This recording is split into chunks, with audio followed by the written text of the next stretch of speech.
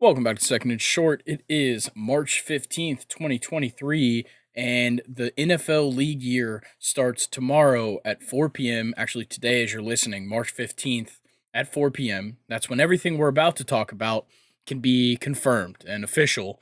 But for the most part, deals are already being agreed upon. They're just about already done without, ink on paper. Uh, Episode's going to be a little bit different today. We're simply just running through all of this free agency stuff. We're going to talk about the NFL rules propositions that also came out. And I've also got Luke with me today. Brock unfortunately couldn't make it. He's traveling right now for spring break. Got Luke in here, and we're just going to talk free agency. We've been keeping up with it, honestly, has been so difficult. I Yeah, think you would agree, Luke. all day fucking long, dude. We've been talking to each other, just geeking out over some of these things, man. I'm so excited to get into it. All right. Well, let's do just that. So we're going to be talking, like I said, NFL free agency and offseason moves. We're going to go by team, and then we'll hit some NFL rule proposals that came out today as well. Luke, let's start with the Arizona Cardinals. They had a slow start to the day. Earlier today, all they had done was re-sign left tackle Kelvin Beachum to a 2-year, $5.15 million contract. They made some moves later in the day now, so they picked up Eagles offense or outside linebacker Kazir White to a 2-year, $11 million signing, and then they also brought back offensive guard Will Hernandez. I feel like the Cardinals are probably looking to make most of their improvements in the draft. Yeah, that's definitely what it seems like here. I know Kelvin Beachum, though, former Steeler. I used to love this guy when he was a part of the peak O line, with the Steelers 2014, 2013, 15, that kind of era. Don't really know how he's been for the Cardinals, but hey, they locked him up here, and yeah, just with them kind of being quiet and with them still having a lot of holes to fill, we can only really look at the draft for them at this point. Yeah, and I think that the Cardinals do have plenty of opportunities. I know people said that it was very likely that they'd trade their pick. I think that, now with how free agency's kind of started, as much as it hasn't technically started, I think with how it's going so far, your best opportunity is to stay at 3 and just take the best defensive player, which most likely will be Will Anderson, because I Yeah. think Jalen Carter will drop. Um, so yeah, I think the Cardinals they're in an interesting position because it looks like they're not willing to spend money. They still haven't dealt DeAndre Hopkins like we thought they would have, and league year starts at 4 p.m. If they want to get some deals done, they're gonna have to do it now because that's when all the dominoes fall. As soon as that happens, then it's really over. And then it's just like, okay, all we have left is the draft. So the Cardinals really got to get in gear unless they're going to go all draft. Yeah, I would say though with dealing off D Hop, we can definitely expect them to have 2 second rounders at the least. Going into this year's draft, but haven't really heard much on that front ever since he was kind of like linked with certain teams. There hadn't really, I don't think, been any moves at him or anything. So we'll just have to see once it comes draft time for the Cardinals. But I would definitely expect them to have 2 second round picks. All right. Well, let's talk about my Atlanta Falcons because Busy boy day have for your boys, man. yeah, they have been active. So it starts off with yesterday, probably like mid-morning. They traded a 7th round pick to the Patriots. In return, they get tight end Jonnu Smith.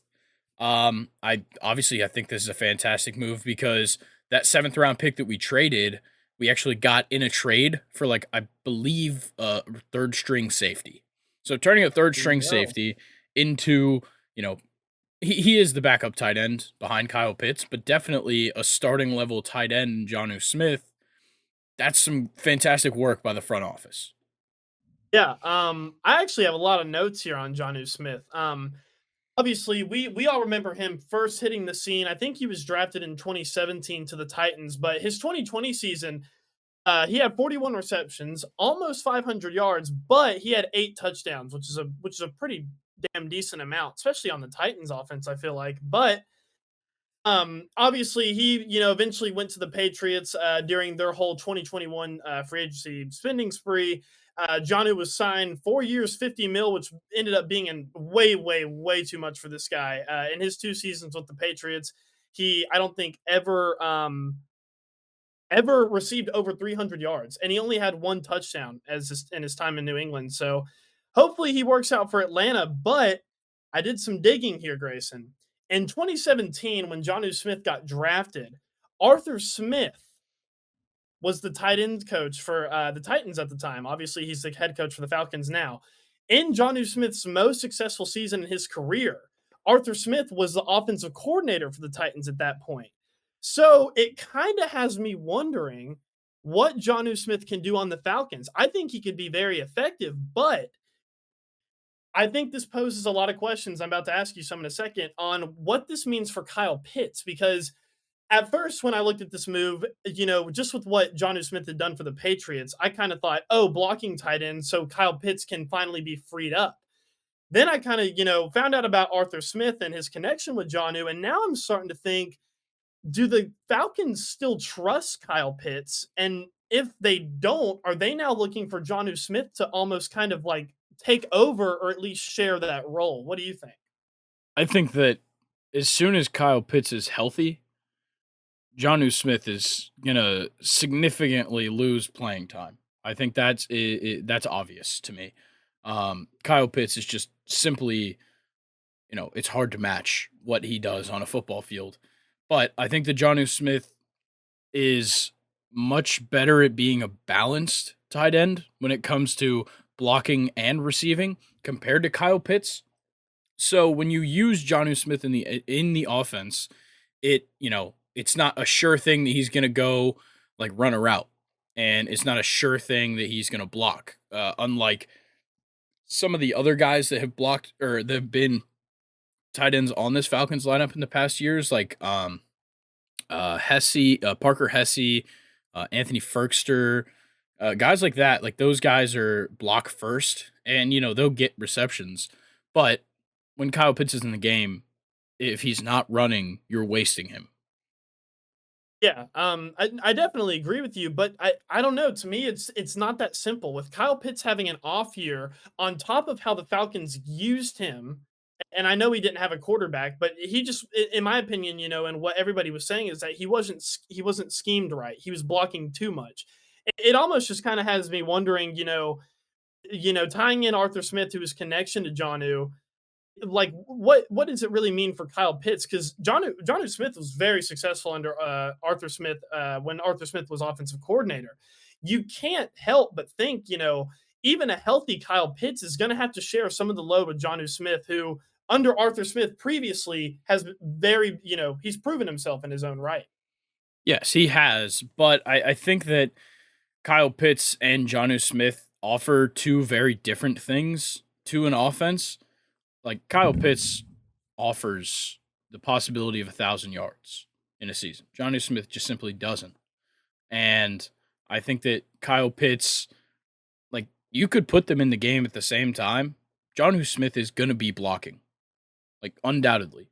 And I don't think that it's a trust issue. I think that Kyle Pitts knows exactly what he has to do when he goes on the field, and a majority of the time it should not be blocking. He can block, not as well as Jonnu Smith, but when it comes down to what the value is in Kyle Pitts, it's 100% what he does in the receiving game.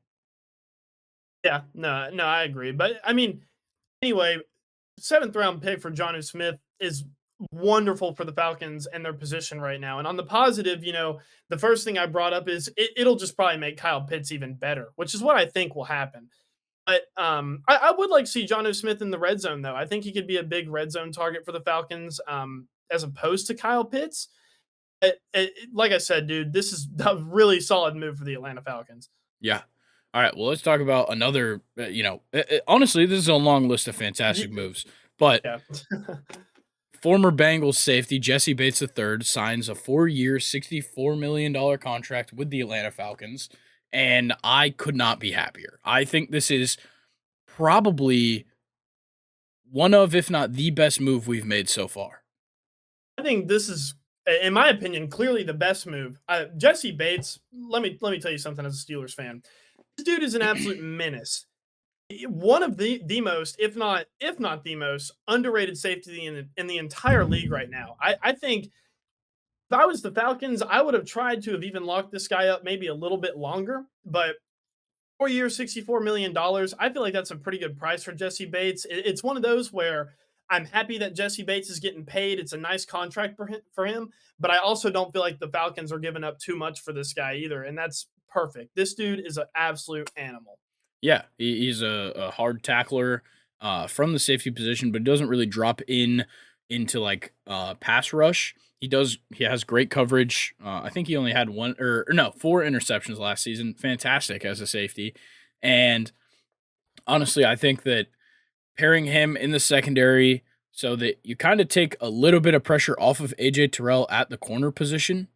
You give him a safety that he can trust to where, if AJ gets beat, there's a guy to back him up. That's what he was missing last year. There was not a guy to back him up. And adding Jesse Bates is much more than just a backup. He can do it all himself. I was about to say that's a pretty damn good backup there, but wonderful move by the Falcons. In my opinion, this one is by far the best one. And I don't think this deal's being talked about enough, to be honest. Jesse Bates, like I said, awesome player. Awesome, awesome player that the Falcons have got here. And the next of just some fantastic acquisitions, former Saints defensive tackle David Onyemata signs a 3-year, $35 million contract with the Falcons, 24.5 mil guaranteed on that contract. So that's quite a lot guaranteed, but it always feels good to steal one from the Saints. And it also feels good to give Grady Jarrett a little bit of help on the interior.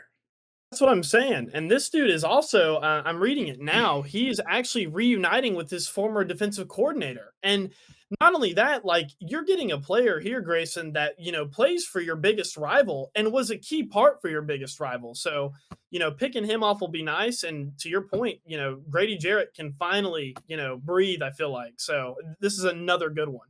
Yeah, I got to tip my cap to Terry Fontenot because just from him working for the Steelers for so long, he brought in he's bringing in plenty of talent that he saw himself play on the field under him, and I think that he's done a great job. And here's another one: former Saints outside linebacker Caden Ellis signed a 3-year, $21.5 million deal. So it appears that what they wanted to do here in free agency was address the defense first and foremost. Put as much money into the defense as you can to ensure that you've got that there, because that's really what we needed all season. Was the offense worked. We needed a better defense. And we And were yeah, gonna address it in the draft. But if you address it now, you're not gambling on some guy to come up out of nowhere and be good. These are guys that have already done it for years. yeah, and if you want, you can always, beef up the offense in the draft too. But another good pick, also again from the rival, and the Saints, and it's just the Falcons have really blown me away with how good they've done in the free agency. They have, finally been aggressive, which I think is what the fans wanted. And you're starting to see some new faces come in for fairly good contracts, I would say too. No one I don't think is getting overpaid here. Um, and yeah, it's just another good pickup by the Falcons. Yeah, and they re-signed their fullback Kevin Smith. Not a huge deal or anything, but I think this is kind of a pass protection thing because you're undoubtedly going to have Desmond Ritter starting next season. That's how it appears, especially with the next acquisition I'm about to talk about.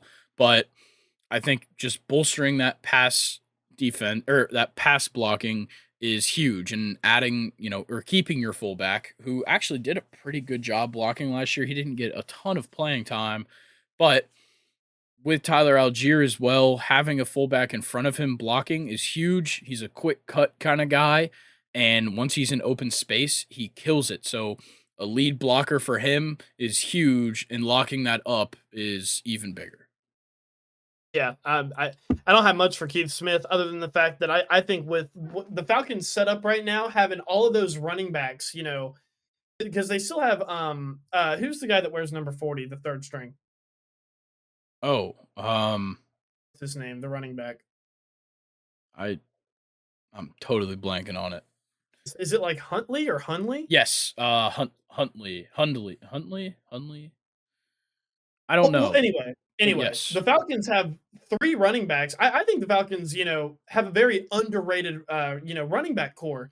Just basic, football knowledge. If you're signing a fullback, it means that you're, valuing those guys, valuing the pass game. So, and I think that's kind of what the Falcons should try to do. I would like to see a little bit more from all 3 of those backs, even the third one that we've mentioned.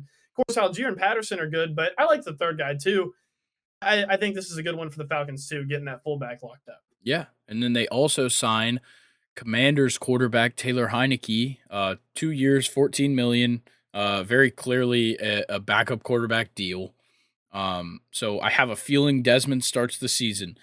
If anything goes wrong, you have Taylor Heineke, who has won games in the NFL, not just played. He's won games. He's been a majority starter, really, the last couple of years for the Commanders. He's done a great job. His decision making's questionable, but his talent is there, and he can. The biggest thing with Taylor Heineke is he can win you some games, and if Yeah. Desmond Ritter can't do it, you have a guy that's done it before to come in. Exactly. You honestly could not have said it better there. Heineke, he's one of those weird quarterbacks where when I watch him, I can't really tell you what he does good, but he knows how to have your team win games, which is, almost arguably more important than all those things. And another thing that you didn't mention that I want to bring up is I feel like it's really good for Ritter. Obviously, they lost Mary Goda earlier, or at least I don't know. Have they lost him yet? Yeah, they lost. I think he was on a He 1 year quit the deal. team, right, Yeah, or he something pretty like that. much quit the team. Yeah, Yeah. I personally think that the Heineke one more so is a good deal because Ritter now has competition in practice. Heineke, listen, it is a backup deal, but like we just said, he knows how to win games. Ritter hasn't really proved that he knows how to win games. The Falcons have a good cushion to fall back on, but it also I think will make Ritter better in practice. Having another quarterback there to compete with him, I think it's a great move. yeah, and just a little bit more of pass protection. Guard Chris Lindstrom. He signs a 5 year, $105 million extension and is now the highest paid guard in NFL history. It's a huge contract, and I think he deserves it. He has really turned this whole thing around because when we drafted him, it was like, okay, now you really gotta buy in to this guy. I want to say he was like a second round, could be wrong on that one, but either way, the early injury problems kept him off the field, and it just left the Falcons' offensive line in shambles, missing out on guys like this. He was actually a first round pick. Sorry, first round pick number 14 out of Boston College, and it just look when you go that high with an offensive lineman, it's a guy that you have to put all of your faith in on the offensive line. Unfortunately, he misses games early, but since he's come back and he's played a healthy season, he has been a fantastic player on that offensive line and a big part of why the run game was so big for us last year. I think wasn't Chris Lindstrom? He was taken in the draft where they took back to back offensive linemen, first and second round, Yeah, I right? think that was Chris Lindstrom and then the next guy on the list, Caleb McGarry. Okay. Which was the one that ended up having like ridiculous like heart problems? I believe it was McGarry. I could be wrong. Okay, I just wanted to ask. I thought that was interesting, but Grayson, I don't know. I'm gonna be honest. I haven't done my research on this guy. I don't know much about him. I know who he is, but just non-biased, Grayson. I want you to turn off your Falcons fan for a second. I'm sorry. I hate to ask you to do that, but just for a second, listen to what I'm about to tell you. Yeah. Chris Lindstrom now just surpassed Quentin Nelson's $20.2 million average. Chris earns 21 million per year now. That just that just doesn't sound right to me at all. Why not?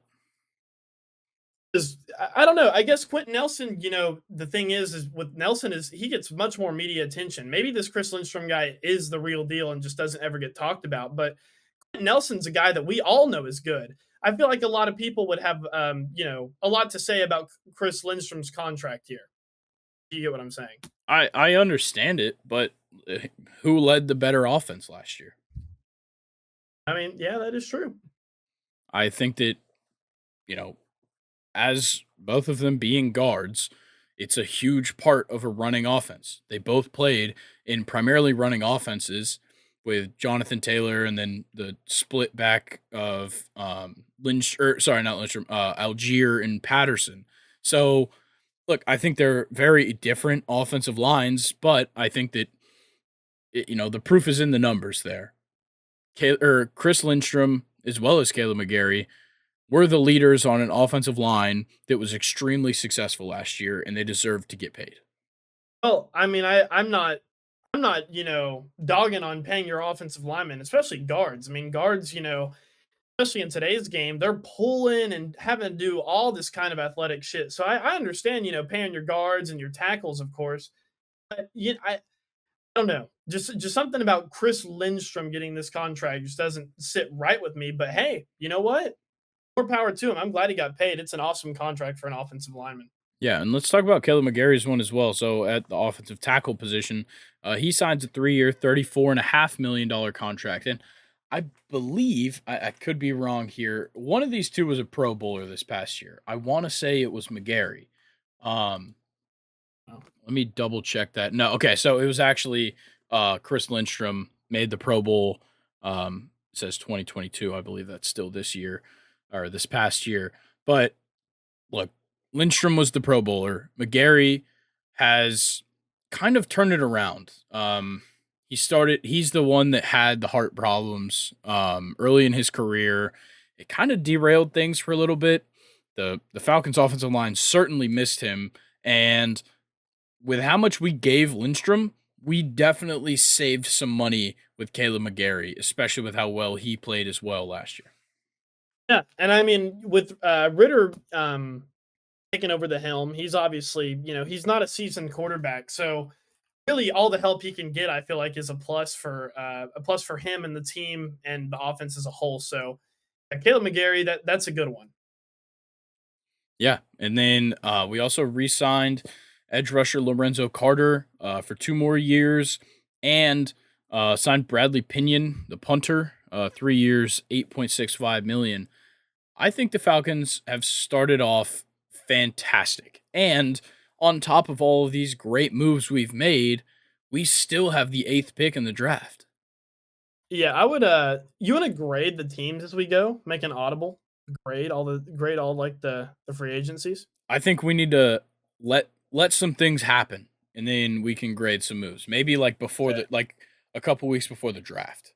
Pretty cool. We should do that on the Let's go podcast. end of March. We'll give teams time to make all of their decisions, and then we can Okay. grade them all for their off seasons outside of the draft. I like it. But yeah, Bradley Pinion, even though he's a punter, I still feel like that's a big deal. He's been, solid for I feel like any team that he's gone for in the league or been a part of. I think he's been a part of a couple teams now. Yeah. But anyway, decent punter. You got him for 3 years. That's another good one for Atlanta. All right. Let's talk about the Ravens. Haven't done much. I'll be honest. They really have honestly they've done nothing. They obviously franchise tag Lamar Jackson. That whole situation is still crazy. Apparently, like last year, uh, before the season started, the Ravens offered him a contract. I don't think you can quote me on this one. I want to say it was somewhere in the 300 range for 5 years, and it was like 200 guaranteed. Obviously, he didn't take that, and now they find themselves in an interesting spot.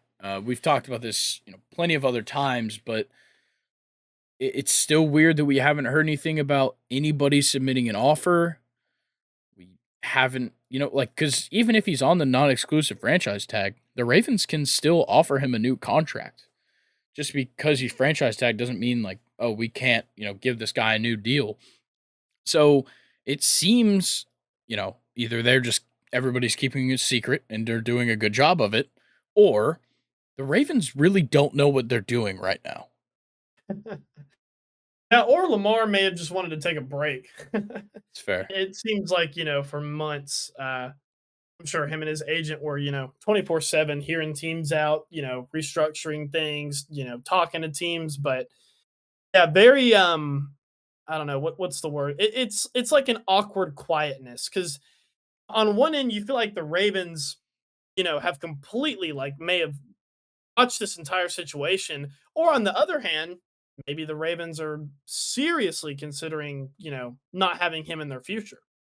Yeah. Then the only other move they've made was re-signing cornerback Trayvon Mullen to a 1-year deal. I feel like if the Ravens do want Lamar, and I think they do, and I think part of them not making any moves yet is they got to have some cap space because as soon as somebody puts in an offer, they're gonna match it. I feel confident that the Ravens are most likely going to try and match anything that they can afford to match. And by not making very many moves this offseason, they're putting themselves in a position to where they can. Yeah, I'm also, I know it's not like a loaded wide receiver list for this free agency. Of course, the wide receivers that are left, you have Juju and Odell. Obviously, I think both of those wide receivers would probably be too much for Baltimore. I'm surprised that we haven't seen anything offensively as far as like a running back to get in there. Of course, they're loaded with running backs, but we had an awesome running back free agency, so I'm surprised they haven't tried to add something there or some kind of smaller, lesser known wide receiver. Instead, the Ravens have just kind of done nothing, not even really seemed to even make moves to get Lamar weapons there. So super strange offseason for the Ravens so far. Yeah, honestly, it certainly makes me think that they're in the mindset that Lamar is staying because they're not putting this money in. But I think that it's also a tactic of like, if they start making signings, somebody's going to offer them more than they can afford. So That's a they're good point. Do teams do that, you think? Oh, I'm sure. Dude, it's cutthroat. They don't give a Right, shit. yeah. Yeah, that is And true. look, the second that the Ravens overspend just a little bit on somebody, some team that still has the money is gonna give him a big ass offer. Yeah, that is true. All right, well, let's talk about the Bills. They also really haven't done much. They got former Cowboys center Connor McGovern, signed him to a 3-year, $22.35 million contract. It's sorry, he's not a center, offensive guard, Connor McGovern, and I think it's a good play. They certainly need to bolster the offensive line. We saw that last year, especially in the playoffs. But you know, that's it's not a game changing move in my mind. And then they re-signed their linebackers Tyler Matakevich, Shevich, I don't know how to say that one, and Matt Milano.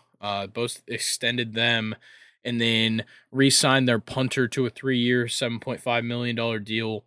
I feel like the Bills have a ton more issues to address. Yeah, and Whether I think they need to come from the offensive line, in my opinion. Going back to what you said earlier, I don't even think they've had a run game for like what feels like 3 years. So maybe even one of these running backs would be nice for them too. But offensive line definitely a good one. But to your point, Connor McGovern is not a game changer on the offensive line. There, he's a good he's a good reinforcement, but he's not going to be a game changer like what I feel like they need. yeah, it's that simple. Let's talk about the Panthers, though. Obviously, they've had a very busy week, so they get the first overall. Or sorry, um, they traded DJ Moore, the ninth overall pick, the 61st pick, their 2024 first and a 2025 second to the Bears for the first overall pick. Obviously, that's the biggest move here. But in doing that, they put themselves in a position where it's like, okay, we have the first pick now. Obviously, they're going quarterback. Now we can start building up everything else. They signed Bengals strong safety Von Bell, 3 years, 22.5. They What also signing? sign Saints defensive tackle Shy Tuttle, 3 years, 19 and a half. And they pick up a center in Bradley Bozeman, or sorry, they re-sign their center, Bradley Bozeman, 3 years, 18 million.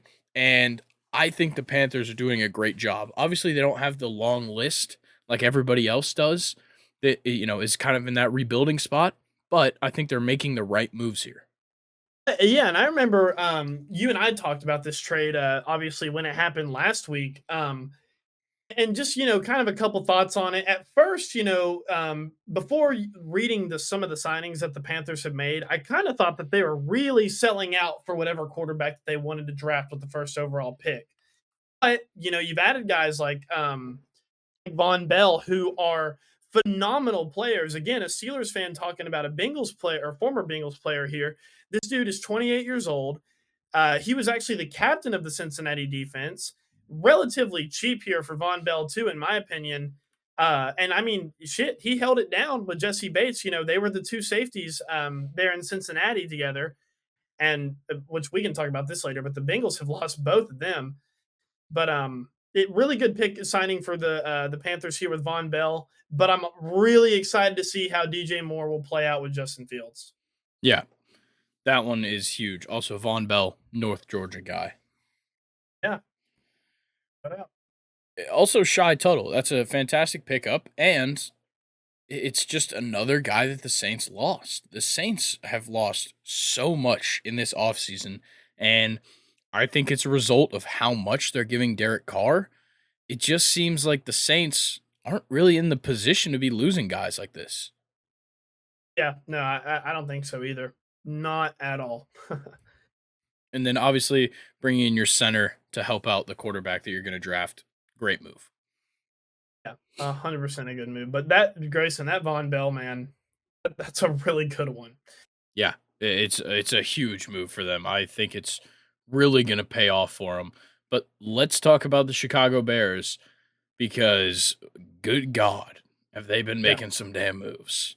So obviously the trade, they have DJ Moore now. They've also got the ninth pick, so they're still in the top 10. 61st pick and the two picks in the future. Huge haul for the first pick. And they're making major signings here. They pick up Bills inside linebacker Tremaine Edmonds, 4 years, $72 million. Absolutely massive for them.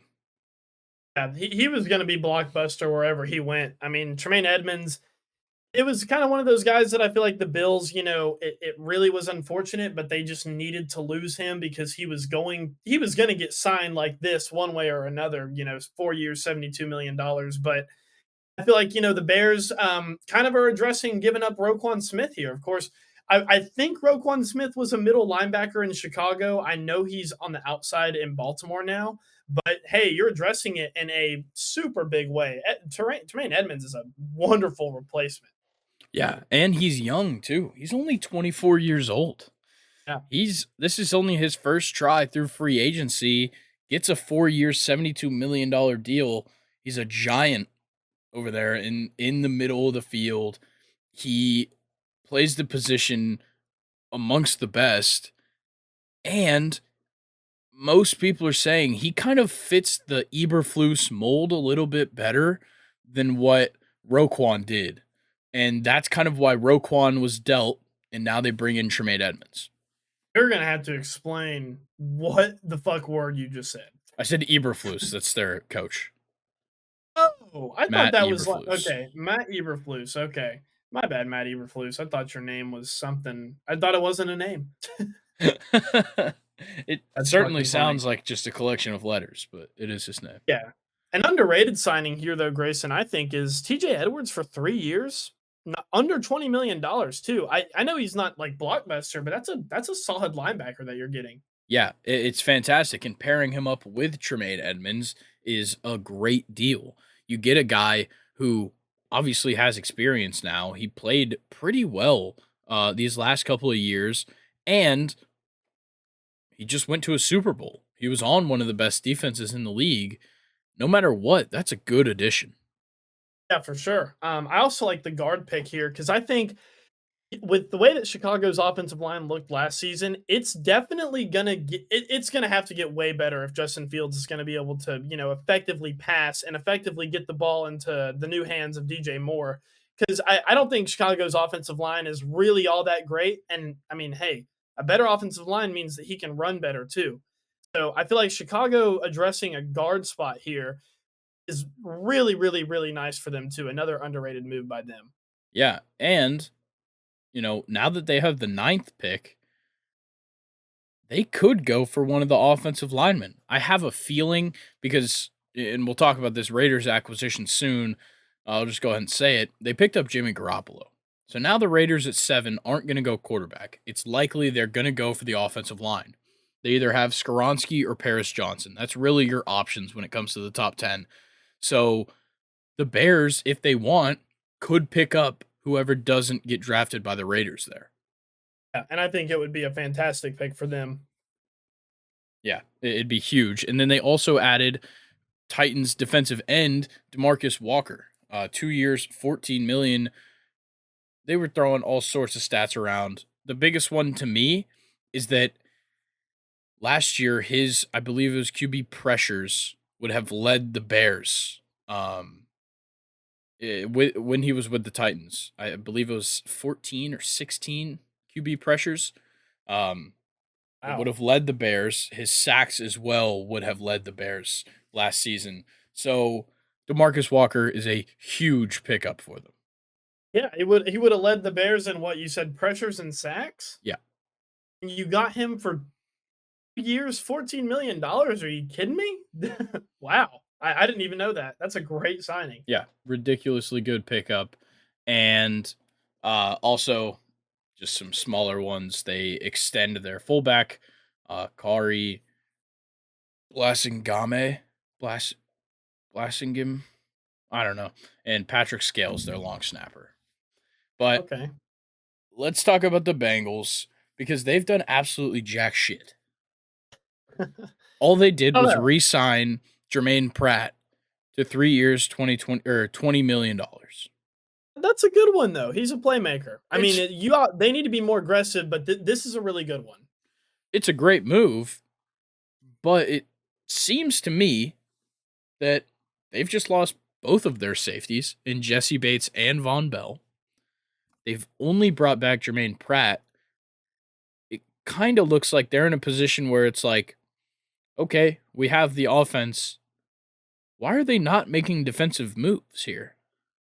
Yeah, I don't know either. I've heard some whispers that they could be linked with CJ Gardner Johnson, which would, obviously make sense, seeing that they just lost not only their two starting safeties, but really, really good starting safeties. They're 100% going to have to address at least one of those safety positions, right? I mean, you can't lose both guys like that and do nothing about it, unless they have some hidden diamond in the rough backup that no one knows about. But I doubt it. Yeah, you never know. But yeah, I feel like the Bengals should be doing more. They, as crazy as it sounds, they did not meet the expectations this year. They made it to the AFC Championship, but the expectation with this Bengals team is make it to a Super Bowl. It's to win a Super Bowl is the expectation at this point. You didn't even make it, and now it seems like you're getting worse following that season. That's a good point, and I just want to reiterate, like they have not. I'm sure that they'll draft a safety. I'm not too sure how the safety market is looking this year in the draft, but Grayson, you lost your Pro Bowl free safety, and then the captain of your defense at strong safety. Like when I was making this, when I was writing my notes, like I don't think people realize how like huge this is. This is a massive blow for this defense. I mean, name a corner on the Bengals. Can't. You can't. Mike Hilton. Oh, yeah, okay. The Mike Hilton, he's solid. He's a That's all I solid know. one. But as far Eli as your other Apple. DBs go, yeah, Eli Apple. Well, he's a meme, but like you have nobody. No, you have no safeties anymore, and just like, man, I don't know. I don't know why this one is firing me up so much, but it literally is. It's a Pro Bowl free safety and You the should be captain of your happy. defense. They haven't done anything. What'd you say? You should be happy. I am. I'm I'm thrilled. Kenny Pickett will probably not sling it against the Bengals, but I can dream. Yeah. Maybe Najee will do well. Yeah, I'm sure. But the Bengals needed to be more aggressive. But going back to what they did do, Jermaine Pratt, I want to say he was the crap. I think he made a really big play. I think he was. Did he make the play that got him to the Super Bowl, the Um, AFC Championship game? Like it was an interception or something. he might have. Yeah, I can't quite remember it. Well, anyway, I mean, you've locked up a playmaker who, has played well for you in the playoffs and in the regular season. Jermaine Pratt, super underrated here. They have to address safety. Yeah. It at this point it looks like it's got to be CJ Gardner Johnson or they're doing it in the draft. Yeah. I mean, that's it. Yeah, there's not much available. But let's talk about the Browns. I actually think they made a couple of good moves. They pick up former Vikings defensive tackle Dalvin Tomlinson, 4 years, 57 million. You know, for a defensive tackle in this market now, it's not too bad of a deal. Yeah. There were some D tackles that we'll get to later that, completely trumps this deal. But Alvin Tomlinson, I want to say he's 29.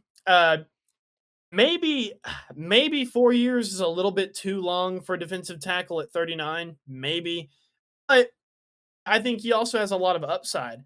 You're finally getting another guy on that defensive line to help out Miles Garrett, which I think is probably the biggest move or the biggest upside to this move. Um, but yeah, like I said, I kind of want to pose this as a question to you now. Do you think 4 years is too much for a D tackle that's 29? I don't. And I think it's because with most defensive tackles, their play can sustain for a while. They can get up there in age.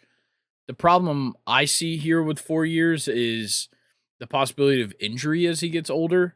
That's really the only spot I see it. But I feel like their abilities, even up into those ages, like, obviously Aaron Donald is a physical anomaly, but I feel like he's kind of proof.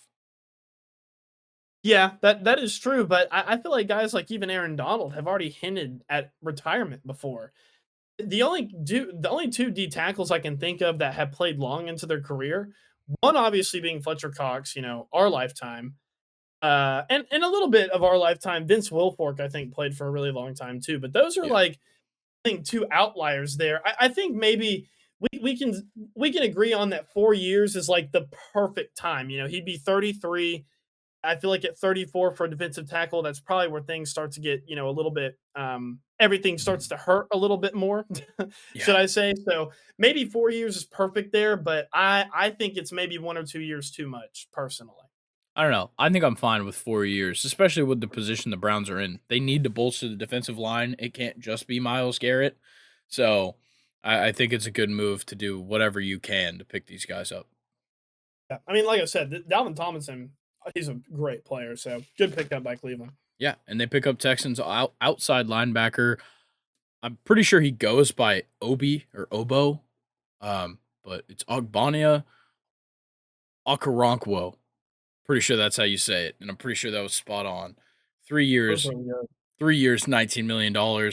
Conservative deal here. Pretty good pass rush help. I see no issues with this. Yeah, I don't either. I think the Browns have been kind of weak, linebacker wise for the past couple of years. Of course, they've tried to bring in guys like Jadeveon Clowney, but I feel like they weren't, nearly as effective with Cleveland as they were, as he was, on previous teams. But oh my God, what's that guy's name? He plays for the Browns. They just drafted him as another like African sounding name. He's probably got like a lot of potential. Can't think of his name. I don't know either. Oh, anyway, he'll join him, and I don't know if they can maybe grow together. Like I said, they haven't really looked good at linebacker the past couple of years, so this is probably another good move for them. Yeah, and then they also re-signed their center Ethan Pochich, 3 years, 18 million. And honestly, in this center market, you've got to re-sign your guys because it looks like everybody else is. It's very hard to find one on the market. Yeah, and that's yeah. To your point, it looks like every center transaction that I see is a re-sign. So kind of funny. All right, let's talk about the Cowboys, America's team. They've actually made some good moves. I can't knock them for these moves. They pick up safety Donovan they re-sign safety Donovan Wilson, 3 years, $24 million. Obviously, just a couple of weeks ago, they franchise tagged Tony Pollard, bring him back.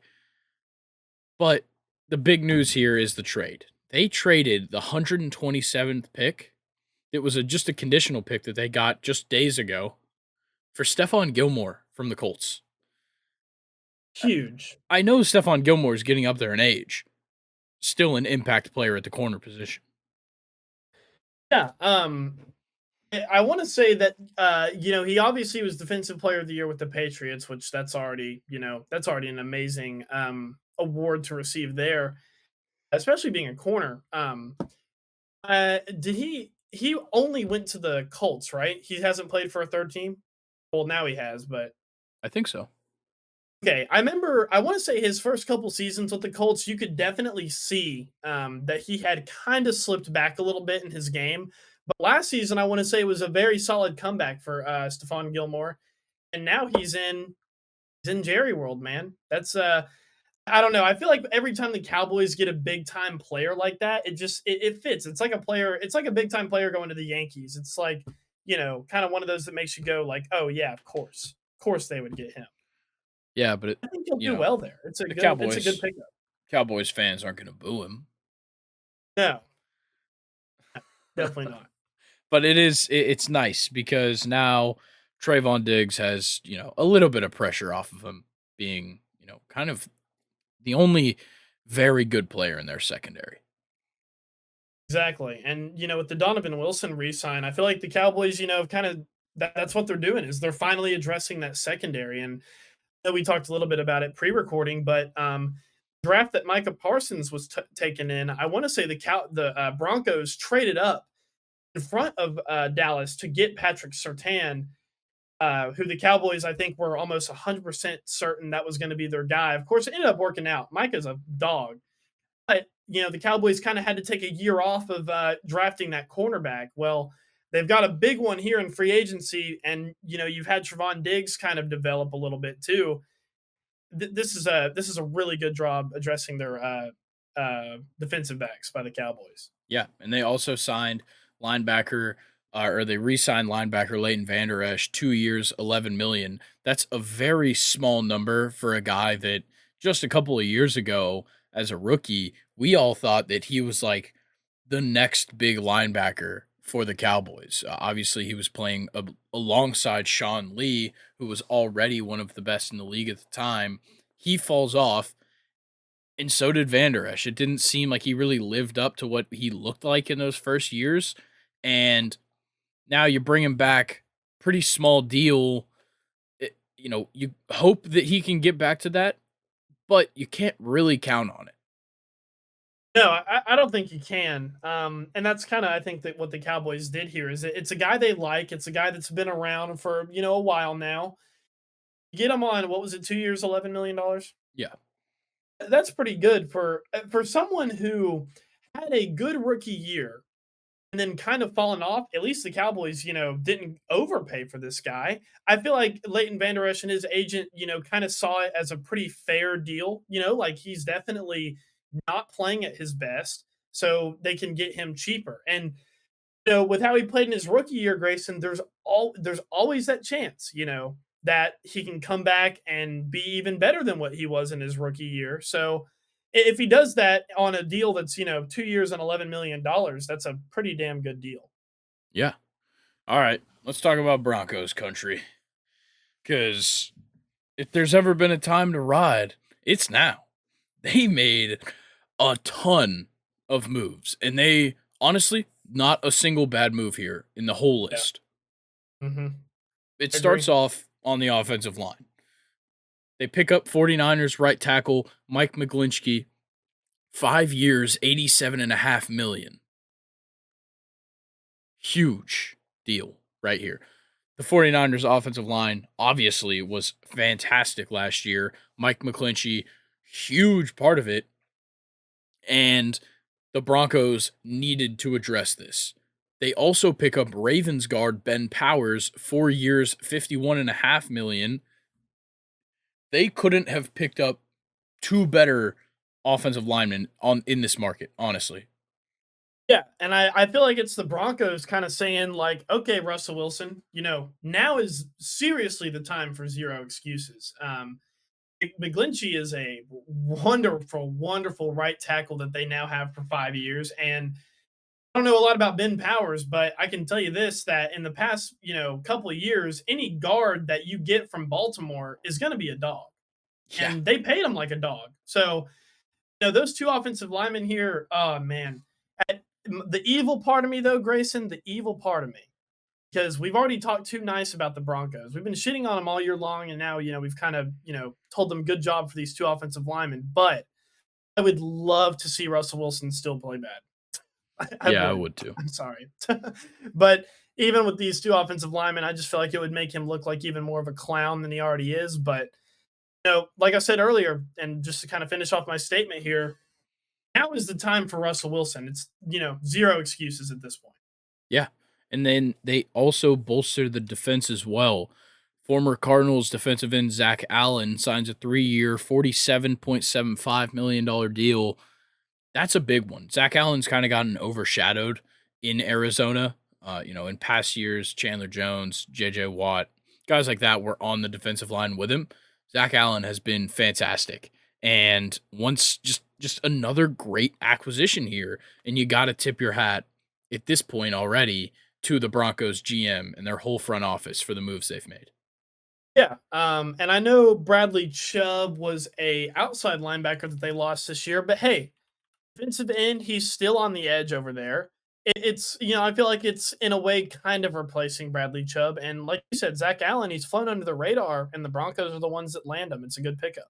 Yeah, last season, 5.5 sacks, 47 tackles, let's see, 8 pass deflections, 11 stuffs. Like, guy played fantastic football last year, and it's just adding to this Broncos defense. They also re-signed linebacker Alex Singleton, 3 years, 18 million. Pretty conservative deal in the linebacker market. You keep a guy who played pretty well last year on the defense. Yeah, I was just about to say he's a very decent, player that they have there. He can make plays, and they've signed him for, I mean, cheap-ish. Maybe you could have gotten him for cheaper here, but I mean, hey, they're throwing money around. Fuck it. Yeah. They even threw some money at former Auburn quarterback and former Raiders quarterback Jarrett Stidham. 2 years, 10 million. Obviously a backup quarterback because, you can't sit Russell Wilson. And look, this does nothing, but it's kind of nice to see Jarrett Stidham, get a decent contract. I like it too. His couple games for Vegas last season were not that bad in my opinion. And with your quarterback being kind of shaky, Jared Stidham for as cheap as you got him too, that's a very good pickup. Yeah. And then they also pick up former Jags tight end Chris Manhertz, 2 years, 6 million. Not really like a big tight end move, but just a solid blocking tight end to add to the roster. Another one that kind of came through recently. They also picked up Samaje Perine, 2 years, $7.5 million with 1 million available in incentives. Samaje Perine was a pretty solid second running back for the Bengals, and I think he offers a very good kind of dump play offense for Russell Wilson. Yeah, Brian will be great, especially with you losing Melvin Gordon. Of course, we all hope that Javante Williams can come back from his ACL. I think it was that he got hurt with like really early on in the season, and the Broncos, they looked okay with Javante Williams and Melvin Gordon kind of alternating snaps. It wasn't the best, but it was decent. And I feel like, P. Ryan just kind of signifies that they like having two decent backs on their team. Yeah, some fantastic moves from the Broncos. Obviously, they had to do a great job here because they don't have a first round pick, and um, they certainly have filled that void. Yeah, they gave up their first round pick thinking that they were going to make it to the playoffs, Grayson. Well, They got close. they figured it out now. Yeah. The Lions, another team that made a ton of moves. and a bunch of ones that I really like. So, former Steelers cornerback Cameron Sutton, 3 years, 33 million. It's a solid pickup. They needed to address the secondary. It's exactly what they did. Yeah, I like this pickup. Of course, with me being a Steelers fan, Cameron Sutton he's a great player. He's not a cornerback one, but he definitely is a good player. But want to throw some stats at you here, Grayson. So the Lions in 2022 last season, pass yards allowed or no yards allowed per pass play. Sorry, a lot of P's in that sentence. They were 31st, and that was with Jeff Okuda and oh my God, how do you say that guy's name? Uwaraway? Who's their second corner? Yeah, don't test me, man. Okay, well, he's another Mr. Amani is what we'll call him. He's a cornerback too. He did have his job taken, or no, Jeff Okuda had his job taken by Mr. Amani last season because it was shaky. Passing yards allowed per game, they ranks 30th. So Mike Hilton, Cameron Sutton is going to be kind of a great addition here. Like I said earlier, he's not your cornerback one like they hoped with Jeff Okuda, but he's someone that can definitely get them a little bit higher up in those pass rankings towards the end of next season. Yeah, and they also re-signed a couple of key guys as well. They re-signed inside linebacker Alex Anzalone. I think it's Anzalone. It might be just Anzalone. 3 years, 18.75. Defensive lineman Isaiah Buggs, 2 years, 6 million. They bring back offensive tackle Matt Nelson. They bring back I think their third string running back here, Craig Reynolds, and defensive lineman John Kaminsky, 2 years, 8.5 million. And I think it was a good showing here from the Lions in these first 2 days of free agency to bring back a lot of guys because they were a good team last year. Obviously there's some defensive things that need some help, but bringing back guys that have already been in the system is a recipe for success with this team. I completely agree with you, but I feel like with where the Lions are, I feel like with where the Lions are at now, I would have liked to have seen them make at least one aggressive move. Of course, free agency, it's not over yet, and there's still plenty of good players left. Maybe, with that secondary, we could see them taking who was it? Who's left? I think it's Jordan Poyer's left. James Bradbury just got signed. You also got guys like Byron Murphy. I don't think he's been signed. Marcus Peters hasn't been signed. So maybe we'll see one of those guys go to Detroit soon. But right now, I would just kind of grade this as being just decent. It's just average. I mean, you're keeping the same guys, and you added Cameron Sutton, so it's okay. Yeah, the biggest thing here for me is that they need to bring back Jamal Williams. Oh, yeah, that's right. He is a free agent. Yeah, you can't lose the guy that has more touchdowns in a season than Barry Sanders. Yeah, that's the one thing missing here for the Lions. And from the way it looks, from what I've seen, the Lions are probably not getting him. Really? Yeah, and I'll talk about that later once we're done going through everybody that has signed. Let's talk about the Packers because they have done nothing. They brought back primarily a return specialist in Keyshawn Nixon, who far and away one of the best return men last year. I think he had like 50 more yards over expected than second when it comes to kick returners last season. Sign him 1 year, 6 million. Obviously, he's a return specialist, but they've done nothing else. And I think it's interesting because Lazard's gone. Rodgers is all but gone, and you're still not adding to this offense. I guess they're fine with the Bears finally having a better record than them next year. I That's what it guess looks like. That's what it looks like. Randall Cobb's a free agent too, and he decided that he's going to keep playing football. He made a tweet earlier today announcing that he's going to stay, or at least keep playing football, but he's a free agent as well. So, like, if you want Jordan Love to be your starting quarterback, he might need a little more than Christian Watson. Yeah, which I mean, maybe they're betting on the fact of they still have Aaron Jones, they still have offensive linemen like Bakhtiari, they still have, like you said, Christian Watson. Haven't really lost anybody on the defense, so maybe they're just kind of hoping the maybe even completely rebrand, be a totally different offense next year, which would be, good to see. I hope, if that's the case, their offense is more towards Aaron Jones and AJ Dillon than anybody else. But maybe the Packers, maybe they have it all under control. Maybe this is all part of their plan. Maybe. Who knows? All right, let's talk about the Texans, though. Texans made a bunch of moves as well, probably the most moves of anybody, which kind of surprised me. But from how many players I saw, that it was like Texans showing interest in this guy throughout the last week, it's not all that surprising. But huge list here. Started off wide receiver, two wide receiver moves really. So former Titans wide receiver Robert Woods signs for 2 years, 15.25 million. A great move here. Just, giving your soon to be rookie quarterback, whoever you bring in, targets. It's Yeah. huge. And I think with Robert Woods is he always, at least from what I can remember, was always kind of a wide receiver two guy anyway. With Tennessee, he literally was like I forgot that he even existed whenever he went to the Titans. I think with him behind Brandon Cooks, of course, there have been talks about Brandon Cooks leaving, but I'm kind of leaning towards more that he'll stay. Brandon Cooks, I think he will help out Robert Woods a lot, and Robert Woods can kind of go back to his old wide receiver two, Rams era. And I feel like it's a good move, but I think the Texans definitely overpaid for this guy.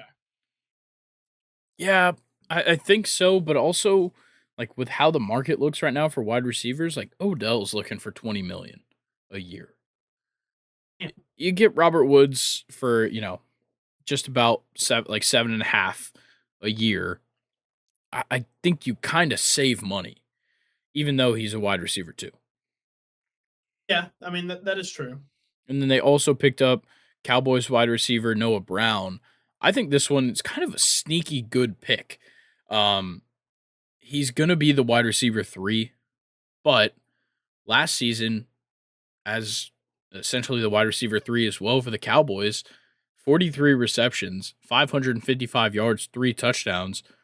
That is some very good numbers for a guy who was pretty much playing behind CD Lamb, who had a huge season, and Michael Gallup. And Dalton Schultz. Yeah. But I don't know though. It 'cause the Texans already have guys. You have Nico Collins, you have John Mechie the third, and you have Amari Rogers as well. I don't know if I necessarily like Noah Brown completely just, submitted wide receiver three. I think I would like to see all these guys get rotation, but I mean, wow, I didn't realize that Noah Brown had that good of a season. That is very decent for him in that offense. Yeah.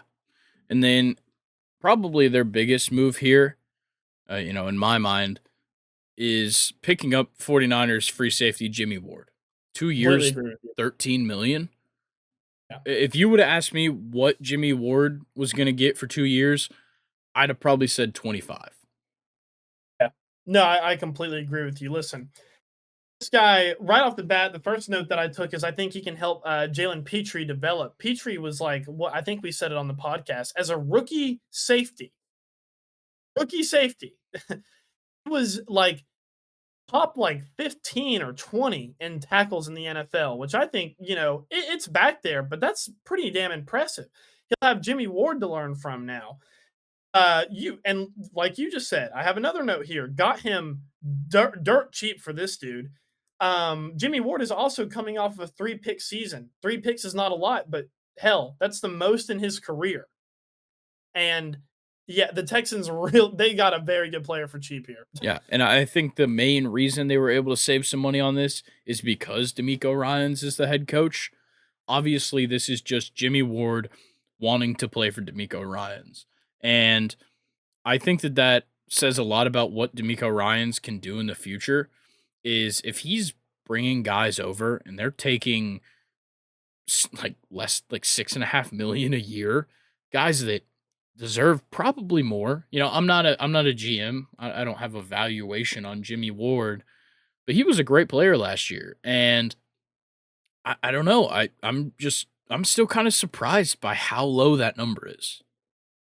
Me too. I don't know. I just still think that Jimmy Ward is hot from, asking his head coach if he could either play or not play nickel. I can't remember. And then his coach said, "Do you want to ride the bench?" So Yeah, that would make sense.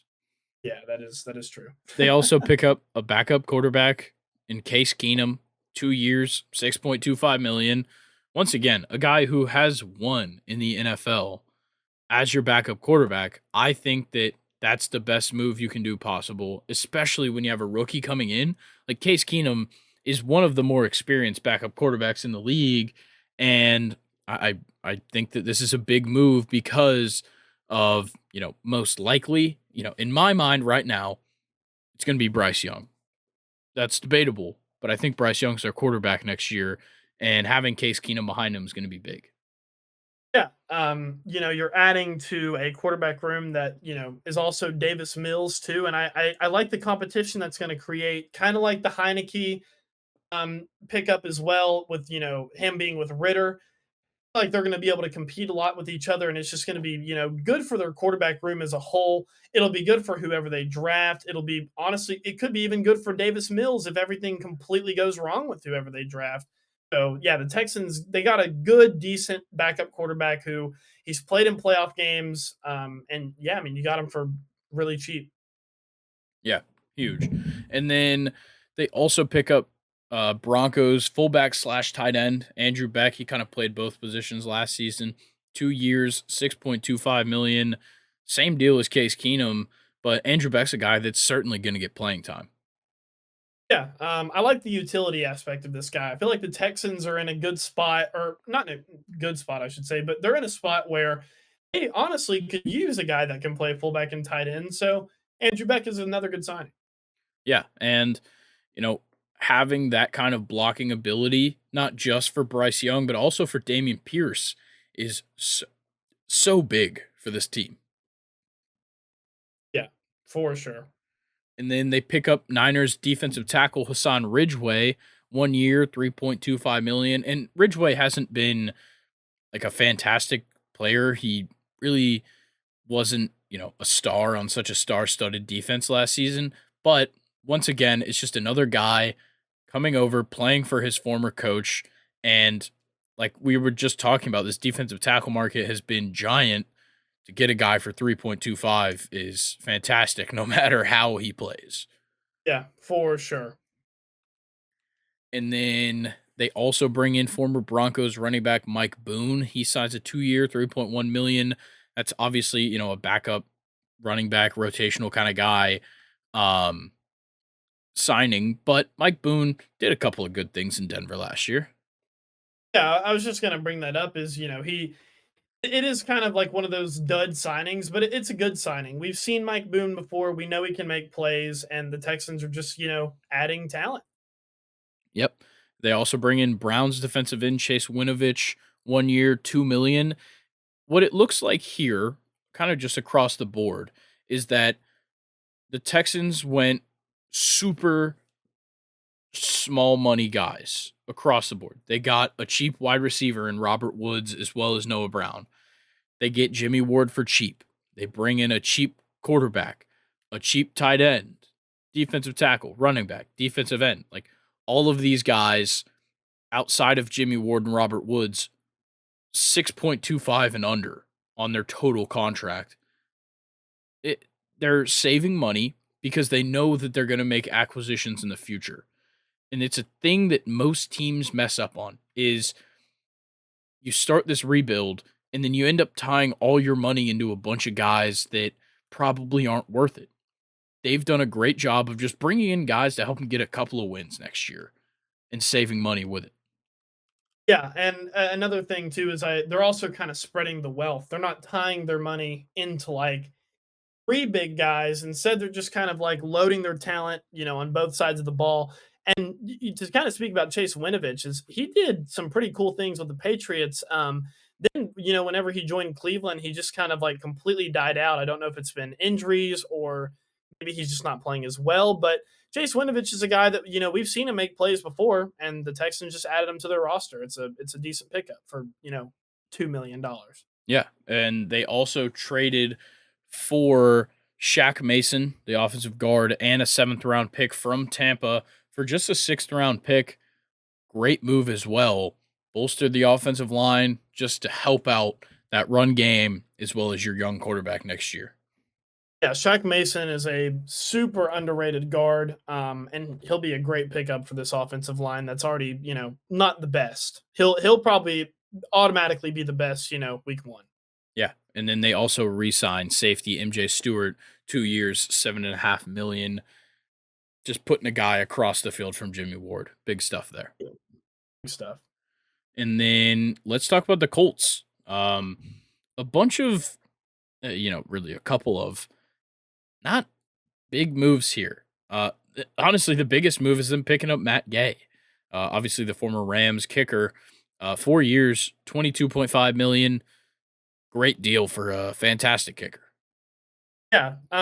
Look, the Colts have probably been the worst kicking team since Adam Vinatieri's last year in 2019, where, of course, I hate saying that about the legend himself, Vinatieri, but he was dealing with injuries in 2019 and he just really wasn't all that great. And ever since then, the Colts have gone through Rodrigo Blankenship, which, breaks my heart that the Georgia walk on didn't work out. But man, his goggles are fucked up.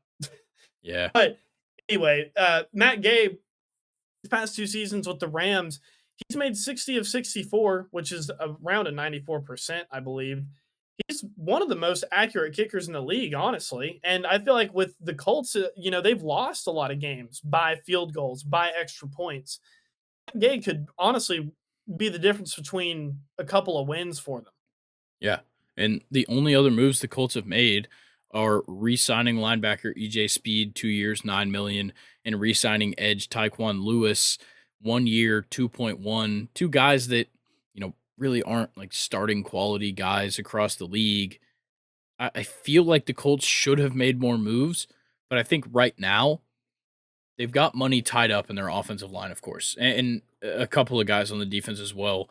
But um I think this is more just waited out. They have the weapons right now for their offense to be fine as long as whoever they draft at quarterback plays well. But I just feel like there should be more. You're in a rebuild. This is when you make moves. Yeah. The Colts definitely need to be doing more. Not releasing Matt Ryan. True. Yeah. What did you think about that? I, you know what? I'm fine with it. He does not need to be there. Yeah, I think you think it's done for Matty Ice? We'll see. I think yeah, it's one of those where I don't think it's actually a clear answer on whether he would retire or not. Put him in a Buccaneers jersey. Ooh. You want him in the division, man?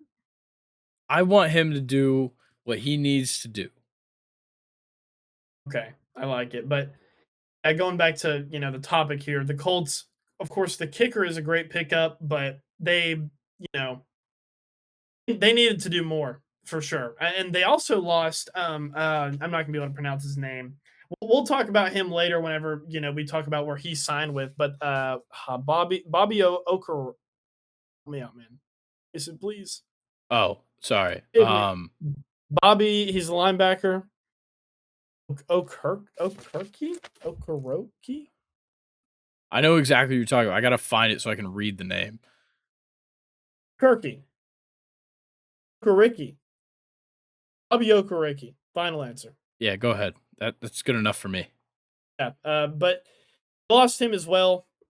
They get to keep guys like Zaire Franklin, and I think Shaq Leonard missed like almost all of last season with a back injury. He's supposed to be one of the best linebackers in the league. So the Colts will have some guys coming back, and their linebackers will still be good. But as we've said many times, they probably should have done more. Yeah.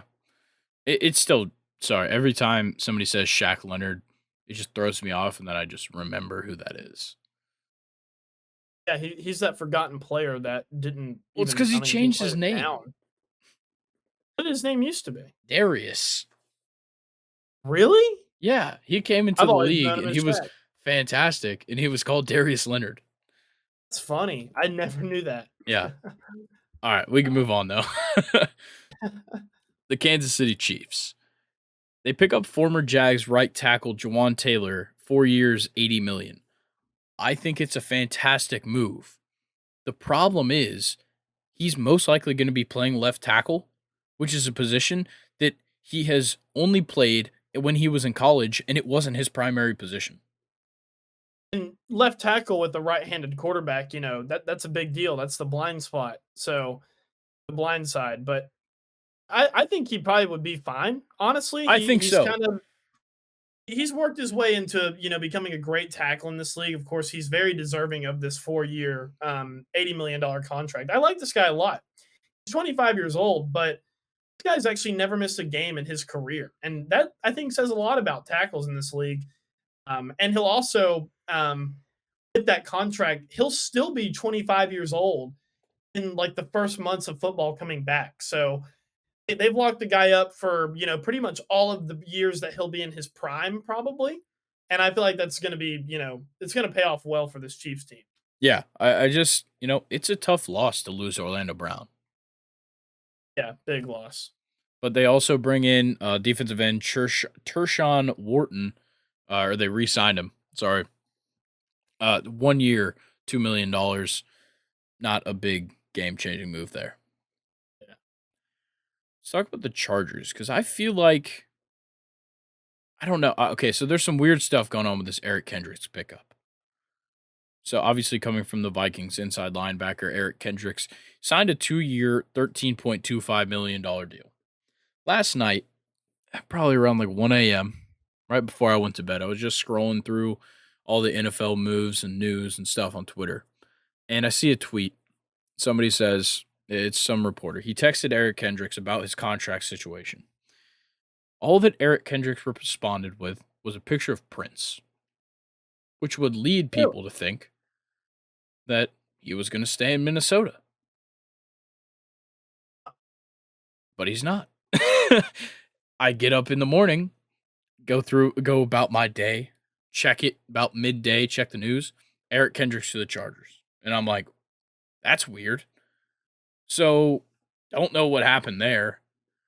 But regardless, Eric Kendricks, great pickup. But the Chargers are in probably the worst situation in the NFL because they're a good team and they have no money. Yeah, I'm honestly surprised that we even have the Chargers on this piece of paper here, Grayson. But I mean, to look at it face value, Eric Kendricks is a fantastic linebacker. It feels like he's literally been just always consistently really good the entire time he's been in this league. And I know he's a UCLA kid, so I'm sure. Actually, I know that that had a lot to do with his decision making because I think he posted something today. It's just a picture of him in college or something like that. Being like a UCLA kid. Um, and he was seemed to be happy about it. Caption was like bolts up or whatever the fuck they say over there. But Eric Kendricks is a pretty good signing, but like you said, they have zero money.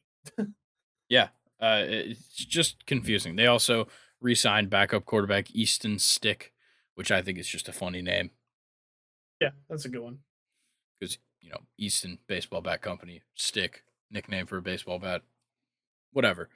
It's stupid. We'll move on. Actually, there's a team that isn't on this list because the only move they made was picking up a pick and a backup tight end, and that's the Los Angeles Rams. Obviously, they picked that up through the trade for with the Dolphins, in which they sent Jalen Ramsey to Miami. How are the Rams not making moves? I don't know.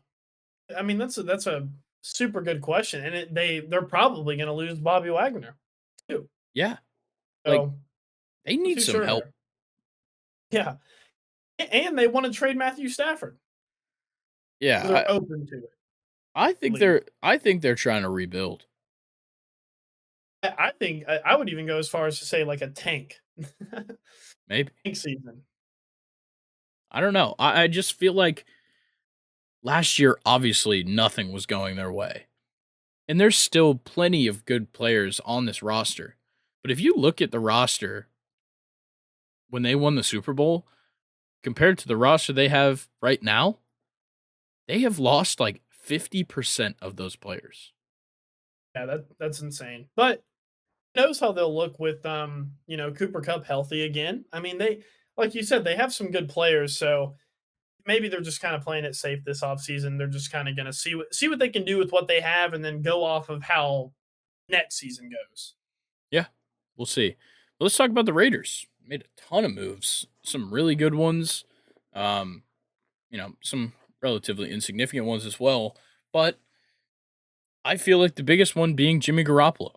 They signed him to a 3 year, $72.75 million contract. I I don't know. I think it's a little much, but Jimmy Garoppolo is worth the. I can't even say. I can't even say he's worth that money. I can't either. I he's got a pretty face. I think that's why he got this Pause. contract. Bonk. Huge bonk I right there. guarantee that's why. That's why. Maybe. Feel like it probably did him better in California, Yeah, I mean but that is true. Garoppolo, we've talked about it before. I think Garoppolo is a better fit for Oakland than Derek Carr is, yeah. but not Oakland, Vegas. Sorry, still on. I'm still like in 2018. Garoppolo, like you said, I think it's a little bit too much money. I think the Raiders could have gotten him maybe for cheaper, but I don't know. They were desperate. They lost Derek Carr. They're probably your teams that would have given Garoppolo maybe even longer and more money in contract too. I kind of feel like maybe the Raiders were extra desperate to try to get this guy. All right. I have I don't know what I'd say. Scenario for you. That's the term. Okay. Okay. Do you think that Jimmy Garoppolo, as the quarterback of the Las Vegas Raiders, so with the squad that they have, what quarterback, like, who's the worst quarterback that you think could get more wins than what you think Jimmy Garoppolo will get for the Raiders? Who's a worse quarterback that I think could get more wins than Garoppolo? Or no, who's the worst quarterback that you think would get more wins? Because I have maybe an outlandish take. An outlandish take. Um, I don't know. That's a good question. What's your take? I think Baker Mayfield could get more wins for the Raiders than Jimmy Garoppolo. Oh man. What? I think Taylor Heineke could get more wins than Jimmy Garoppolo. That was my other one. Yeah. I think both of them are good for 7. Yeah. At least.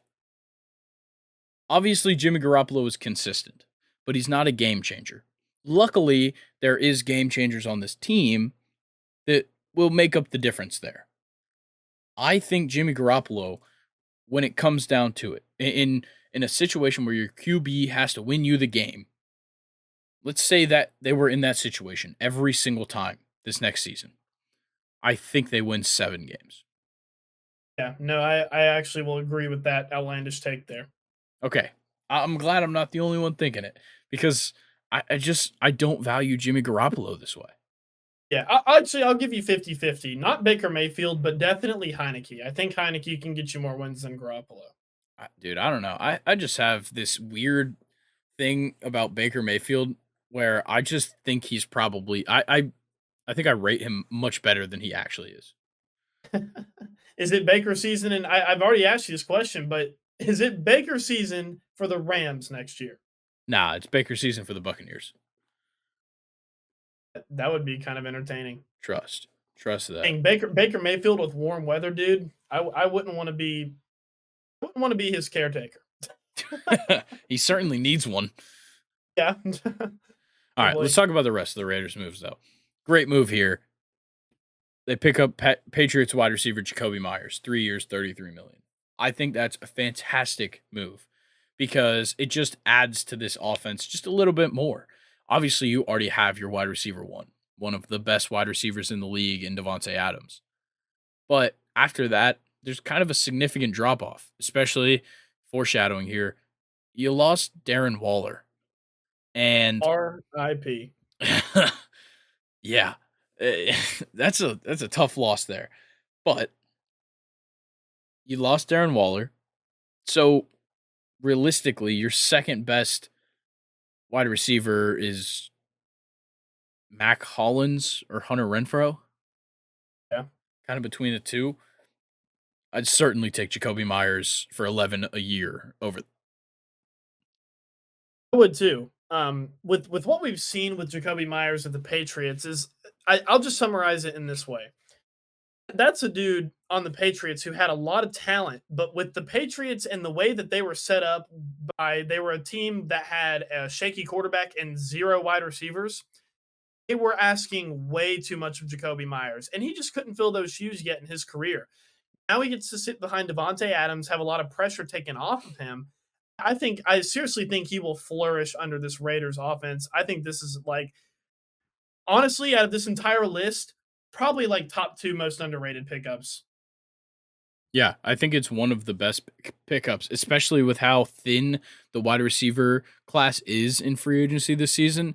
Jacoby Myers for 11 million a year for 3 years is great. Yeah, fantastic job by the Raiders there. And then they also pick up former Eagles safety Marcus Epps, 2 years, 12 million. Former Colts corner Brandon, I think it's Fossison, 1 year, 4 million. Running back Amir Abdullah re-signed 1 year, 1.75, obviously as a backup to Josh Jacobs, who they non-exclusive franchise tagged, and re-signed offensive tackle Brandon Parker for 1 year, 1.5. I think overall they've made some very good moves. Obviously, they got a quarterback. The problem I see here is that the Raiders were in a position where they could have drafted a quarterback and still gotten one that's pretty solid. Possibly Richardson, more likely Will Levis, but I don't know. I feel like I rather would have gone for the future rather than picking up Jimmy Garoppolo. Uh, I don't know. It's tough to say. The Raiders, signing Jimmy Garoppolo can definitely get a different player, not a quarterback, that give them plenty of talent, plenty of youth.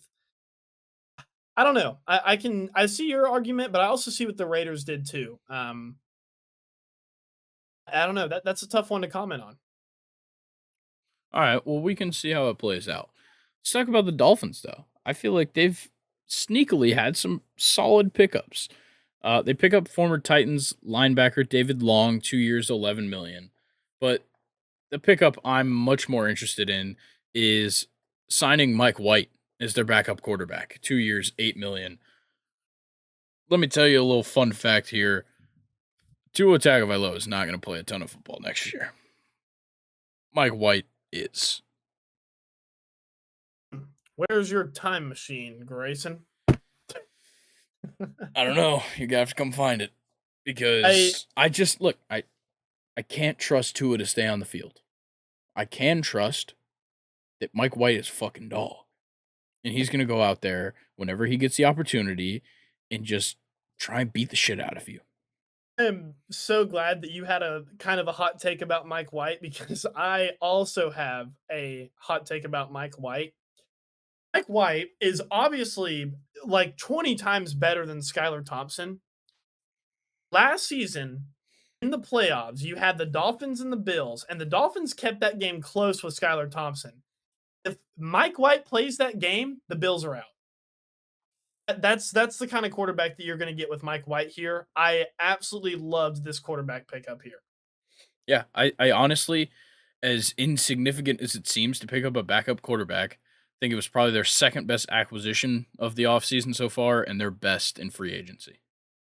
We've sucked cock about a lot of the backup quarterback deals in this free agency, but they're all solid, genuinely. There's something about like having a good backup quarterback. Yeah, seriously. Don't get me started on Chad Henne. But I want to get you started on Chad. dude, the guy's a baller. He's just a baller. He cut like Patrick Mahomes rarely leaves a game. When he does, the Chiefs can trust that Chad Henne can pull at least 2 touchdown drives out of his ass. Yeah. I mean, he was the one that sent the Browns home Yeah, early, right, in the playoffs. Yeah, I remember that. dude's a Good baller. game.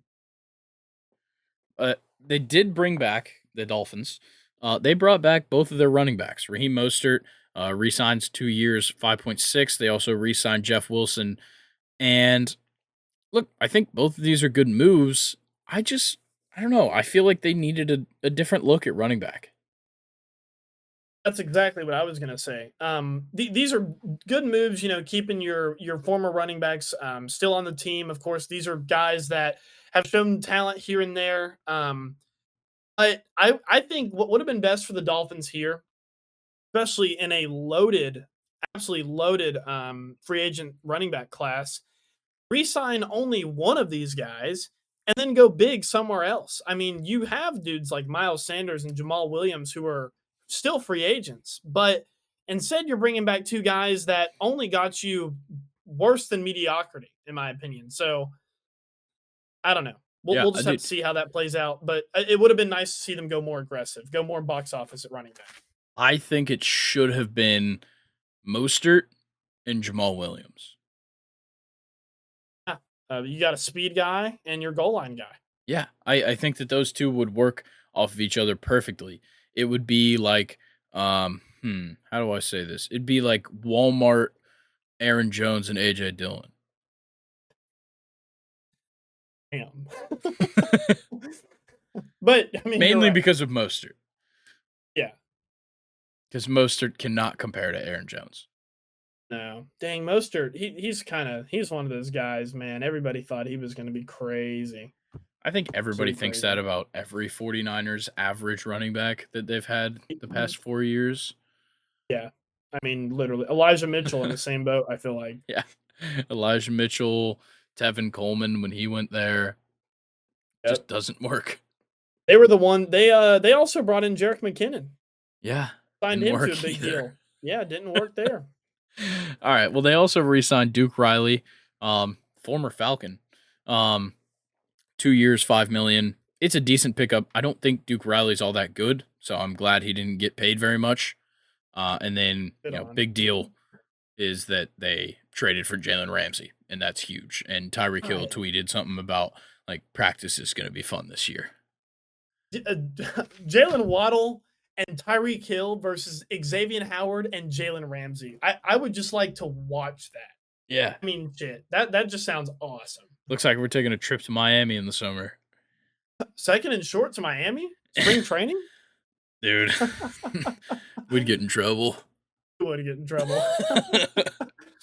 All right, let's talk about the Vikings.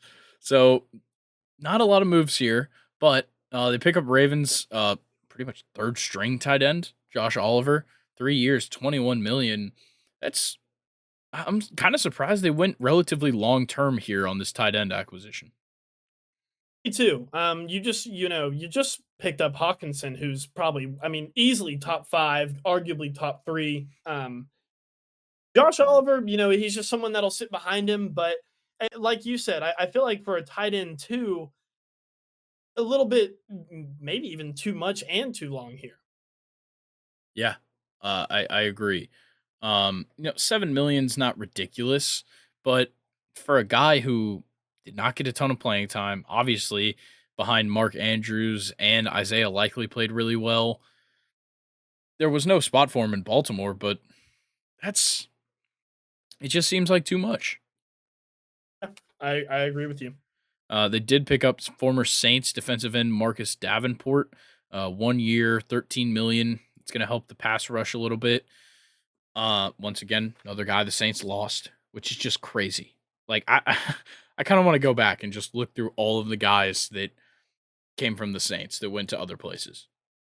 See, the Saints are. We'll talk about this in a second. The Saints are fucked. Yeah, They have Derek Carr, Chris Olave, Michael Thomas, and AK. yeah, they're So still fucked. that's a. I mean, yeah, they're fucked, but that's a good core four there. It is. And then they also the Vikings picked up Nick Mullins to be a backup quarterback. Nobody cares. All right, Yeah. Patriots. Nothing crazy here. Which it's Bill Belichick and the Patriots. There's never going to be anything that crazy in free agency. They pick up Just wait cornerback Jonathan wait until Jones. they Or draft the next Walmart cashier. yeah, dude. Hey, Cole That's gonna Strange be a is Super Bowl really MVP. good. Cole Strange is really good. Really good. Sorry I cut you off there. I had to get that dig in. You can't be saying that, man. What do you mean? Dude, Julian Edelman came out of nowhere. This white wide receiver getting picked in the 7th round. Now he's Super Bowl MVP. Hey, Unbelievable. Dude, Big Bill, God, I can't even talk. Bill Belichick, he can scout. yeah, he loves it, dude. Cole Strange, the guy that he drafted last year in the first round on the offensive line, was like a projected third rounder, Yeah. and he was really damn good. A funny story about Cole Strange, I'll make it fast. Draft night, I had all my buddies over because my birthday's around the draft, so we were all having a good time.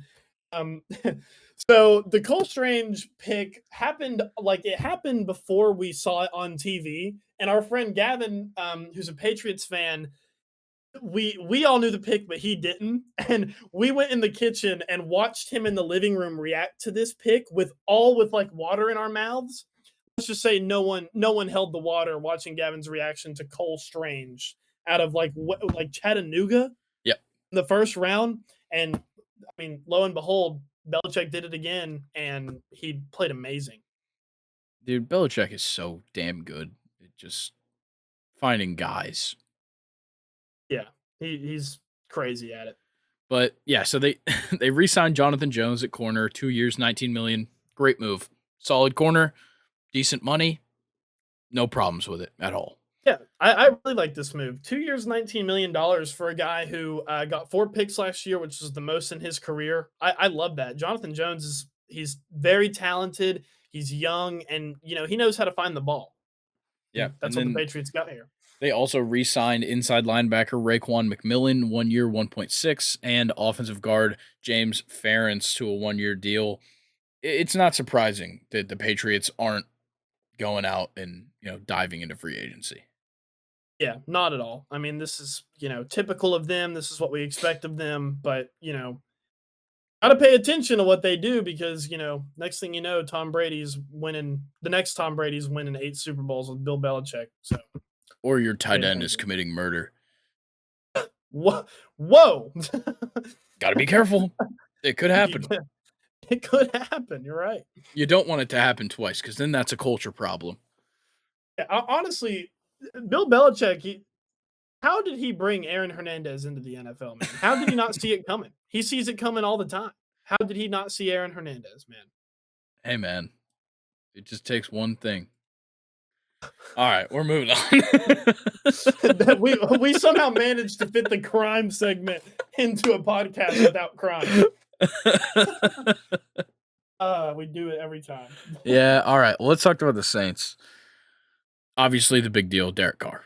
4 years, 150 million. Shitload of money. I don't know if I can say it's worth it or not yet. I got to see him play. Yeah, same boat as you. He's once again gonna have talent, to work with. He's gonna have, like I said earlier, awesome run game, and Alvin Kamara. Of course, he needs to play better than what he did last season. Last season was not too hot. Chris Olave, awesome rookie year. He can only get better. And Michael Thomas healthy. I mean, we saw it. I think like week 1 against the Buccaneers. Maybe he caught 2 touchdowns. It was just so nice to see him healthy again. But the thing with Derek Carr is, Grayson, is this guy, you can't make a case for him saying that he's never had talent before and that's what's led to his, mediocre quarterback play. It literally is him. So to your point, I got to see him play before I say 4 years, $150 million is worth, is what Derek Carr's worth. Yeah, I'm kind of in the same boat here. And outside of Derek Carr, all they've done is re-sign guys. They re-signed Michael Thomas, restructure his deal, 1 year deal. I believe it's 20 million. Is that right? I never actually found the price. I just knew that they re-signed I it. don't know. It popped up on ESPN while I was waiting to go to class. And then Jameis Winston re-signs 1 year, 8 million. This seems like a move where Jameis was like, okay, familiar with this place. Nobody else has a spot for me. Might as well stay. Yeah, and which was kind of weird because really criticized the Saints for kind of forgetting about him and rocking with Andy Dalton rather than Jameis Winston. But to your point, he probably would have gotten no deal anywhere else. And I'm sure the Saints, with him knowing the playbook, they would have been happy to keep him. 1 year, $8 million. That's maybe overpaid for him a little bit, but I'm sure that was also compensation for how he felt about the organization. So I mean, decent pickup getting your old quarterback back. Yeah. And then that brings us to personally what I think is their best move of this offseason, and it's bringing back Jawan Johnson at tight end. 2 years, 12 million. You're paying him less millions a year than he had touchdowns last year. Yeah, The guy unbelievable. was ridiculously good in the red zone. He's a great just ball catching tight end. Blocks pretty well on the other side, and I really think that Jawan Johnson is the best pickup or the best keep that they've had in this whole offseason so far. Yeah, you mentioned him in your honorable mentions of your tight end list. I remember, and I remember you telling me how many touchdowns he had, and I really couldn't believe you. The amount of touchdowns he had that's a very good number for someone that not isn't really talked about a lot. And I mean, arguably, Derek Carr is better than Jameis Winston. He's better than Andy Dalton. Who knows what Juwan Johnson could look like with Derek Carr at quarterback? Yeah. And then they also re-signed Tano Go ahead. Pisano. I think that's how you say it. Pisanian. Okay. I think that's right. I know that the K is silent. But yeah, re-signed him 2 years, 6 million. Look at that. They actually kept a defensive player. They also keep another defensive player in defensive back JT Gray. He re-signs 3 years, 9.6 million. Look, we kind of already said it, but it seems like the Saints should have done better with this defense. It's kind of been the cornerstone of Saints football, outside of Drew Brees, is how well they've played defensively. And you have an aging Cam Jordan, and you've just lost like 6 guys as well. Yeah, and an aging Demario Davis too. He's not as young as he was either. Yeah, it's just they're in a really interesting spot here. Yeah, and on top of that, they're in a really interesting division. I'm going to be honest. With NFC South may have been not as good last year, but for me, super entertaining to watch. All those teams were really close in records, and I think it'll be kind of a similar year this year as well.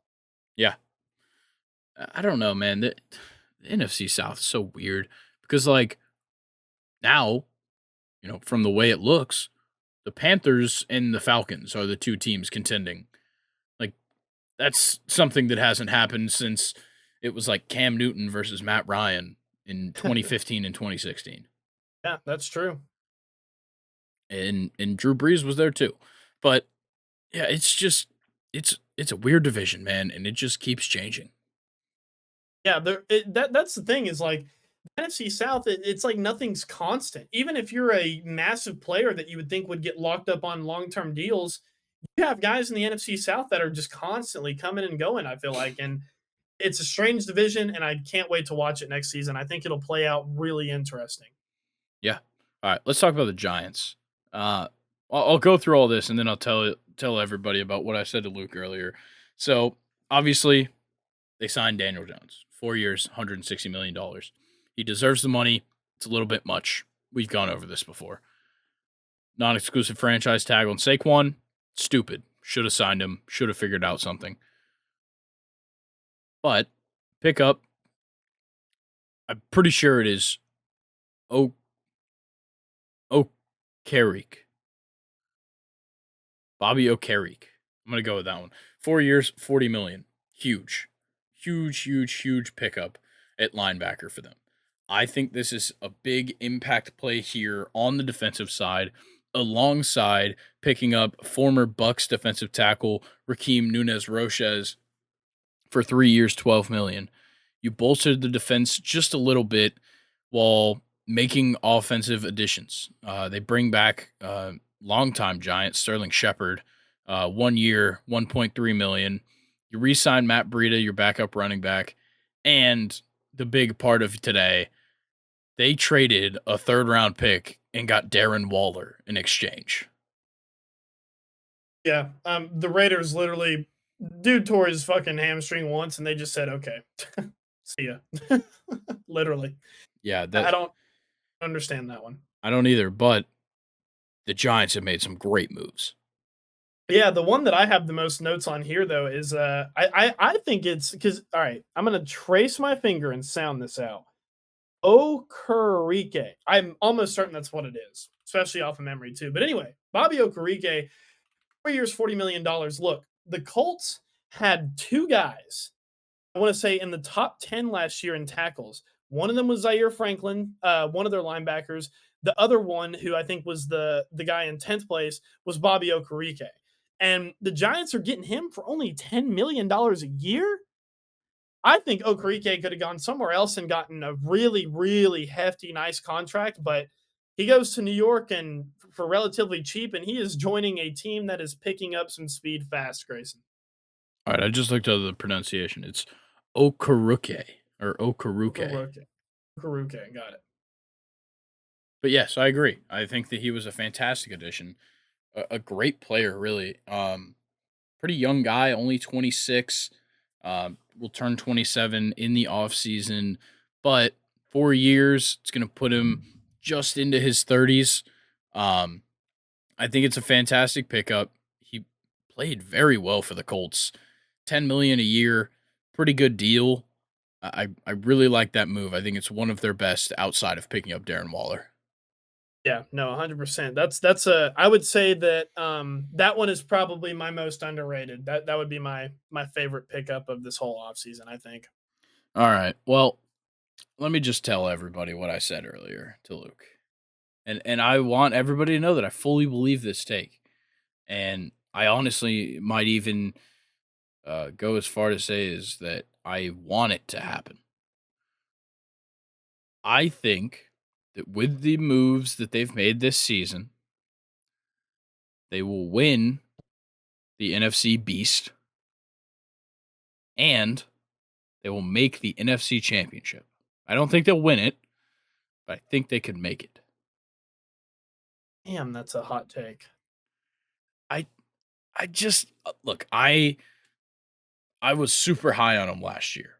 And all they did was get better, especially on the offense. In like their defense was pretty good last year, but their offense was great and they got better. It's just hard to imagine that they're going to perform worse than they did this year. Yeah, I think, to your point, we can step back and look at the facts of, the other teams. Commanders haven't really done too much. I think we'll talk about them. We'll talk about them later. Not too much there going on in Washington. Eagles have lost more important guys than I would say that they have signed. And the Cowboys, well, inconsistent quarterback play can only get you so far in the playoffs.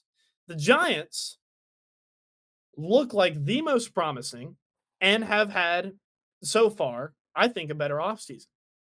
Yeah, So in that, since maybe it's not a hot take, but I still think the Eagles are probably a better team. I think they are. You're right. I just think that the hits that they've taken on the defense, it's looking increasingly likely that CJ Gardner Johnson's not coming back. And we'll get into the guys that they have brought back because that's really all they've done except sign one guy. But I don't know. There's something about the moves that the Giants have made that makes me think that they're really going to take a step forward. I hope so. It genuinely would be fun to see. I don't know about division winners or making it to NFC Championship game, but they'll definitely compete with basically anybody that they play against. All right. Well, let's talk about the New York Jets. Leg the leg, baby. You would think there's not much to talk about here, but boy, is there. So obviously, they re-signed Greg Zuerlein, 1 year, 3.5 million. Fantastic, Greg Zuerlein, premier kicker in the NFL, awesome. And then just a few hours ago, as we're recording this, Alan Lazard signed a 4-year, $44 million contract. I think that's fine, money wise, but obviously that leads to something bigger. Aaron Rodgers is all but a New York Jet. Yep. And now we just kind of wait because obviously the Jets have received his list because it's been reported he sent a list of guys. And there's a bunch of guys that still haven't signed. I think that the floodgates are going to open tomorrow because it is very likely because Rogers said that he wants to get the deal done or he wants something done before free agency opens, which is at 4 p.m. tomorrow. Technically, all of these guys are pretty well done with their negotiations and everything. All they got to do is put the ink on the paper. But Rogers said it'd be done before free agency starts. So expect, if it hasn't happened already by the time you're listening to this, that Aaron Rodgers will be on a plane to New York. Maybe. Today, as you're listening to this. And he will be a New York Jet. He will no longer be a Green Bay Packer. And the entire world is going to go into anarchy. I just oh man, what an entertaining off season that we're having. I just all I can say, man, to the viewers, stay tuned in for Friday's episode. 'Cause, I mean, that would obviously be when we have to talk about Mr. Aaron, A Rod, sorry. Um, but wait, hang on. No, his nickname is his nickname A Rod? Like his Aaron Rodgers, but that's also Alex Rodriguez's nickname. You can call him whatever the hell you want. Yeah, the weird guy who went into the woods to make Yeah. a choice. It'll be super entertaining, especially with Alan Lazard. I think Alan Lazard he's a lot talented, and he's a lot more talented than his stats suggest. Last season, I mean, shit, he'll be joining what Corey Davis, Garrett Wilson, Conklin, their tight end. That Jets team is going to be really, really scary. Yeah.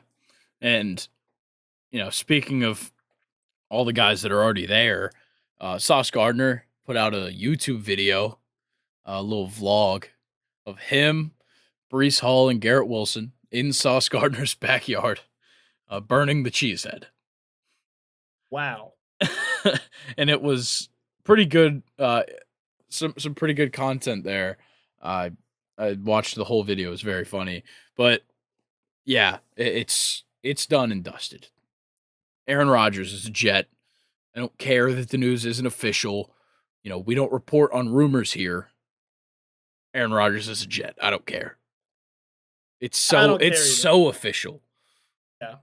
It's I can't think of another deal where it has been just so sure, except for you could argue Trevor Lawrence buying a house in Jacksonville like months before the draft happened. I mean, you could argue like, oh yeah, that's done and dusted. But this one's pretty done and dusted too. But I have a question for you, Grayson. Are you ready? Yeah. Does Aaron Rodgers is he warranted? Does he have that much power and has he earned that much right in the NFL to send a team a free agent list like that? Yeah. Because I know a lot of people from my friend group were kind of rolling their eyes at it because he's not the boss, he's not the GM, he's just the quarterback. He's another player. But he's also Super Bowl champion, one of the greatest quarterbacks of all time. And it's just like I don't know, like I feel like him going to a new team and exerting himself like that, like I can understand how it could make people roll their eyes, but also at the same time, he's kind of earned it. Yeah. No, I think he 100% has that luxury. I think it's just that other guys haven't done it in the past, or we haven't heard. I'm sure Tom Brady was like, "Hey, I want Gronk," or like, "I want this guy and that guy." Like, of course that's going to happen. The list before he's even there seems absurd, but I don't think it's something that teams have never seen before. Yeah, I mean that is true. You've had guys, kind of interject in the past, recently, but I don't know. I know it kind of made a lot of people mad. Like, why does this, guy get to just walk in and be like, okay, this is what we're gonna do. He's just a player. But I mean, the dude. He speaks for himself, man. He's a box office player, and he's going to be the leader of the team day one. Just off of him, just off of what he's accomplished, he'll be a leader day one on the team. The Jets are getting a really good player. This is a good free agency for them. Yeah. Like, it doesn't matter what they've actually already done. It's just what they're doing here with Rodgers is it's franchise changing things like this Yeah. that create winning franchises, and the Jets are trying to become that. Yeah. I mean, look, their last playoff appearance was 2010. They got knocked out by the Steelers in the AFC Championship game. I love saying that. Just don't ask me about the Super Bowl that year. But you're right. This is bigger than a team just kind of rebuilding. This is a team that has sucked for pretty much my entire life. That is not only rebuilt but completely exploded with young talent. And to complement this young talent, they're about to have Aaron Rodgers.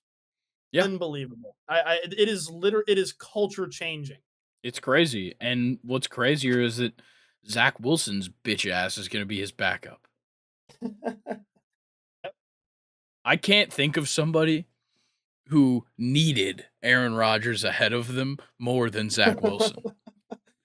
I don't know. I feel like Zach Wilson needs more of a guy that like won't let him out of his sight. I feel like Aaron Rodgers, like, honestly may not even know who Zach Wilson is and won't know his name until like week 4.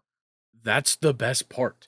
Zach Yeah, Wilson that is is true. about to get so fucking humbled by Aaron Rodgers on a daily basis that he might just become the best quarterback in the NFL. I would love to see Zach Wilson's face, like first day of spring training, where like they're actually getting the arms loose and shit and throwing to their wide receivers.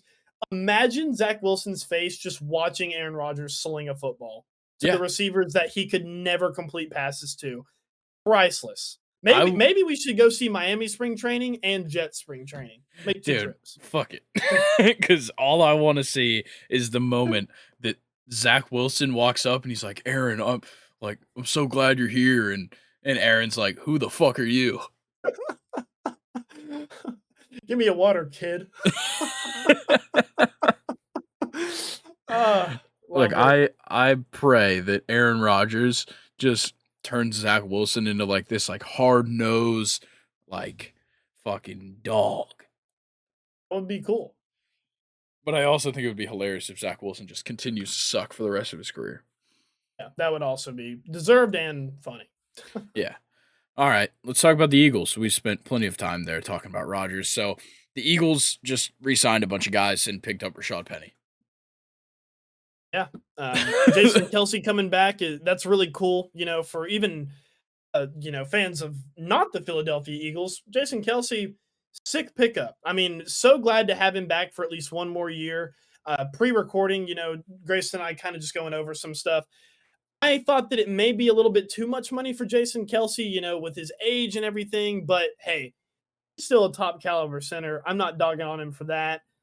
And Grayson even mentioned pre-recording that it kind of was like a respect thing, which I mean, shit, I'm not dogging on that either. He has done awesome by that organization, so he definitely deserves it. Um, yeah, I like the Kelsey re-sign, but the Penny sign, that one is awesome. That is very big for Philly. Why? Well, they don't have Miles Sanders, and Rashad Penny, when healthy, he actually averages 6 yards per carry, which makes him like one of the more efficient backs in the league. Obviously, he's never really been a starter, but hey, I think Phil, behind a super experienced offensive line, Rashad Penny might have a breakout year next year. I'm betting on it. Okay. Yeah, and they also bring back Brandon Graham, 1 year, 6 million. That's a pretty small contract for Brandon Graham. Resign right tackle Brett Toth after he was actually cut 4 days before they re-signed him, which is kind of funny. And then they also re-signed James Bradbury, which is huge for them. If they were going to lose him, I think it really would have derailed that defense. But You keep Bradbury 3 years, 38 million. That's not bad at all. That's honestly like a savior for your defense there. Yeah, I honestly think I think Bradbury could have gotten more somewhere else instead of Philly. I bet he got offers that were more than that. Yeah, I think so as well. Yeah, so I think, guys who and of course, we don't know this, but I'm just gonna go ahead and assume that, Bradbury is essentially kinda taking a pay cut, with what he signed with the Eagles and probably what I'm gonna assume that he was offered. I mean, it just shows, you have a guy who enjoys being a part of your football team, and he took a pay cut, and you still got to keep him. So that's Bradbury is definitely a big one. Yeah. And then let's talk about the Steelers. I know you've got plenty to talk about here. They pick up former Vikings and plenty of other teams. Cornerback Patrick Peterson, 2 years, 14 million. A fantastic veteran player. Obviously, has been a premier cornerback in the past. Not really anymore, but still a great player. Well, here's the thing: is you're right about Patrick Peterson. He's a veteran. He obviously is nowhere near as good as he used to be in his prime with Arizona, but he had 5 picks last season. He has that is the first time he has had at least 5 picks since 2012, which was his second year in the NFL with the Cardinals. And he actually had 7 that year. So Patrick Peterson is coming off of an awesome season with Minnesota, getting him, I would say, relatively cheap from the Vikings. He'll add, kind of a more veteran aspect to that young secondary who just lost Cameron Sutton. And I think Patrick Peterson is going to be great for whoever the Steelers draft because I'm 100% the Steelers will probably draft Joey Porter out of Penn State, the cornerback.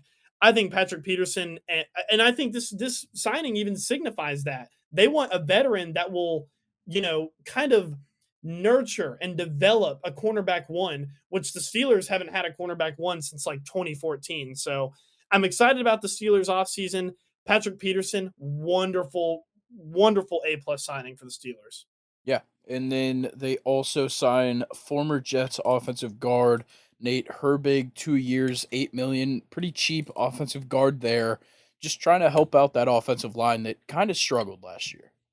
Yeah, he started all 11 games that he's appeared in, and when he was with Philly, Andy Wild, who is now an assistant GM with the Steelers, so kind of maybe a little bit of a reason why he's with the Steelers now. Andy Wild said that when he was in Philly, he believes in him as a starter. So really good, high praise there from someone who's already seen him play. So I think the Steelers have done quite well with the Nate pickup as well. All right. Anything else you have to talk about the Steelers before we move on? Yeah, I got a couple things. Demonte Casey signing with the Steelers. He just got extended. I forget what the specifics are, but he missed the first 8 games in 2022 last season with an injury. He appeared in the final 9 games. He started 4 of them, 2 picks and 2 passes defended, and I think like 20 something tackles. For the playing time that he got, that was pretty effective. And I know his picks usually came in pretty big moments of the games that he was, playing in. Really like that for the Steelers. But listen, I got to get on the soapbox real fast. Do it. Steelers fans, why the fuck are you guys so tilted about losing Cameron Sutton? I am. This is probably one of my biggest gripes about my people.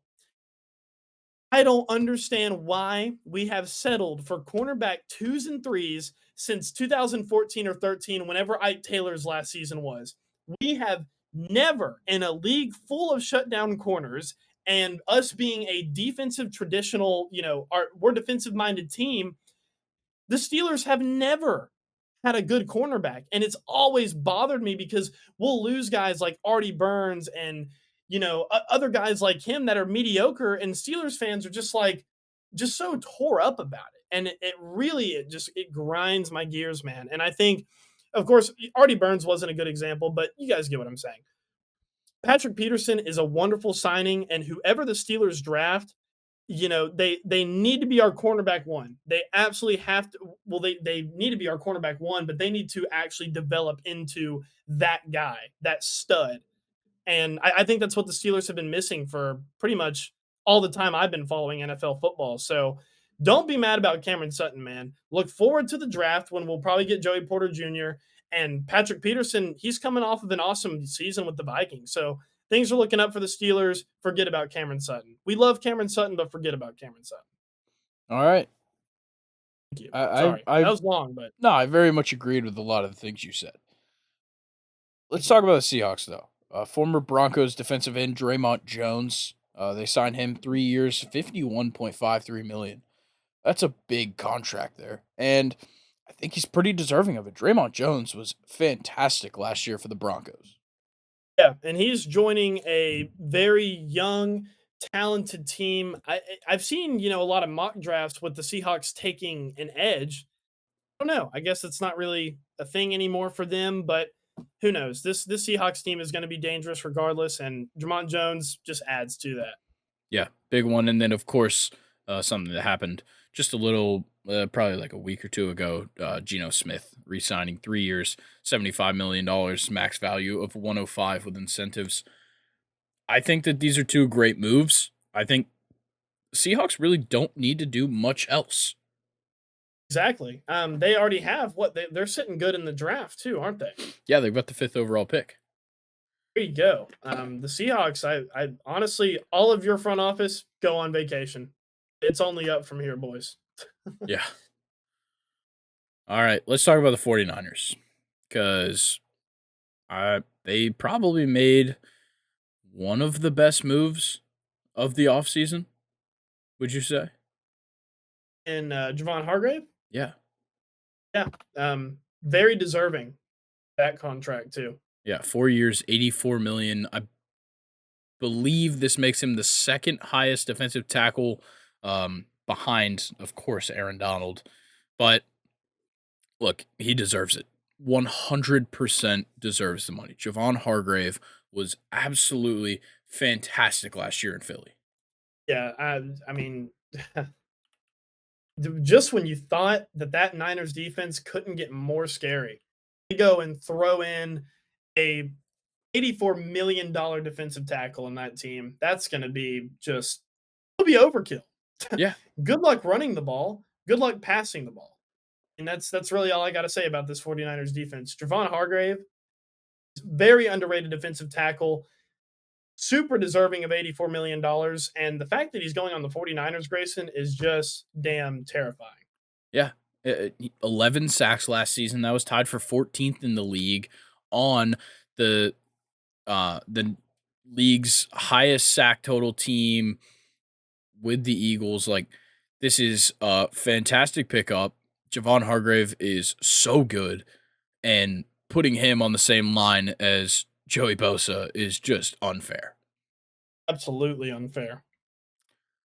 I mean Nick Bosa. I said Joey, not Joey. Fuck Joey. I've already gone over that. Joey. They also signed Sam Darnold as their backup quarterback, 1 year, 4.5. Really their third string, I guess. I don't know. I don't know what's going on in San Francisco with quarterbacks. But look, Brock Purdy, his surgery went well. It's all that matters. Trey Lance, probably the starter. Sam Darnold is just there. I like the Sam Donald signing a lot. Once again, going back to the competition argument that I've made, I feel like Brock Purdy, his surgery going well, that's obviously great news, but he didn't play a lot last season. And I would argue that Brock Purdy is not 100% destined for greatness in this league just yet. He's played well. He did well in the playoffs when, the fucking Eagles weren't trying to hurt him, but nothing is sure for the 49ers. And if you believe that Brock Purdy's not, 100% certain there, neither is Trey Lance by any means. And so I feel like, adding another quarterback into the mix that'll make guys compete against each other in practice, I think it's a great move for this 49ers team. Yeah, I think Sam Darnold could certainly get some playing time there. We saw the injuries last year, but I was kind of hoping for Sam Darnold to go to the Rams. That would have been another pretty good landing spot. Yeah, he would have been, definitely the second string quarterback if they keep Matthew Stafford, but I think he offers something that like it seems like we're just gushing over these second string quarterbacks, but I think he offers something as a second string quarterback. He's a guy that can come in, he doesn't have the best track record. He showed some great things in Carolina last year though. And I really do think that Sam Darnold, even if he's just filling in for a couple of games, could at least squeeze out a couple of wins. Yeah, no, for sure. I think he could too. He did not look bad with Carolina before Baker took over. Yeah. And then 49ers also bring back center Jake Brendel, 4 years, 20 million. Once again, another center staying with their team, getting paid too. For sure. I love to see it, man. My O lineman getting paid. All right, let's talk about the Bucks. They've made one move. That's it. One single move. They re-sign corner Jameel Dean, 4 years, 52 million. Jameel Dean, fantastic corner. They have a lot more work to do though. Yeah. Should have been more aggressive and maybe shouldn't have paid this guy that much money. Yeah, you know, they, I understand it. That's kind of where I'm at with this. I understand them doing it, but I can I'll let it fly.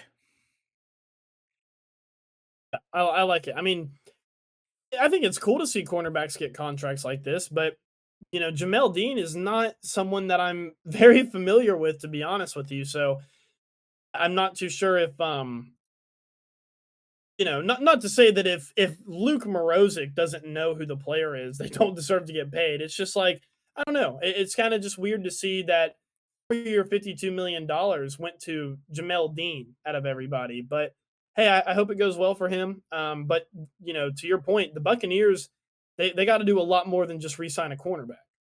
Yeah, there's so much to do down there. Obviously it starts with Baker. I think that's the easiest move that they can make. Yeah, that's a quarterback you could get for cheap and someone that would definitely start in that situation with zero quarterbacks except for what Kyle Trask. Yeah. And So I yeah, still think it's inevitable now that they're going to draft a running back. I think they go Bijan in the first round. I think that's a great pickup. But, there's a lot more to do. We'll just have to see what happens from it. But the Buccaneers right now are not in a good position. And obviously that's going to happen. Tom Brady just retired. Like, duh. But they need a quarterback because there is a ton of guys on this offense that can make a difference. But it's hard for Mike Evans to do anything or Chris Godwin to do anything when nobody's throwing them the ball. exactly. And they've also released guys like Leonard Fournette who was still effective with them, even though he took a step back and kind of became a part of like a three backs, two back system the entire time he was there. They also released guys, tight ends like Cameron Brate, veterans like him. Cameron Brate, obviously not like the biggest player on that team, but still a good tight end, a good veteran to have around. And I don't know, it seems like they cleared some space there, but they're not being aggressive with the money that they now have. Yeah, I definitely see that as well. Let's talk about the Titans though, because the Titans simply have done not much. They pick up former Eagles tackle Andre Dillard, 3 years, 29 million, a solid pickup for a tackle. Obviously, they have lost a bunch of pieces on the offensive line. They cut Taylor Lewan. Um, they lost what's his name, Nate Jones. I think they cut somebody else as well. Um, yeah, it's interesting, but it's still a good pickup. You fill one of the many holes, and then you also pick up Cowboys linebacker Luke Gifford, 2 years, 4 million. Not like a big game changer kind of linebacker pickup, but a solid guy. They'll probably get some playing time. The Titans are going to suck next year. Yeah, they might be the worst team in the NFL next year. Yeah, and like the rumors swirling that they're shopping Derrick Henry, like, dude, it does not look good.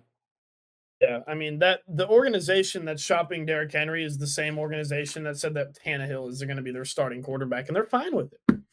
So, I mean, if you're a Titans fan, sorry, that's really As a non-Titans fan and as someone who's analyzing the situation, those 2 things is all I needed to hear to predict, what their record is gonna be next year, and it will probably be the worst in the NFL, I think. Oh, okay. I like Yeah, that. Yeah, yep, now that I'm kind of thinking about it, I do like that pick. yeah, All right. and they're Well, done. that brings us to our final team, the Washington Commanders. They've actually made a couple of good moves. Nothing crazy, but some good moves. They pick up Chiefs tackle Andrew Wiley, 3 years, 24 million. Fantastic pickup. Help that offensive line. Obviously, it's a guy who's familiar with Eric Bieniemy's offense, so bring him in, put him on the offensive line. Obviously, Eric Bieniemy, a former offensive line coach, big help. They also pick up Giants guard Nick Gates, 3 years, 16.5 million, just a little bit more quarterback protection. And then you re-sign corner Danny Johnson, 2 years, 5 mil, not bad at all. They pick up Seahawks linebacker Cody Barton, 1 year, 3.5. And obviously the biggest move here is re-signing Deron Payne, 4 years, 90 million. Wow. Unbelievable, man.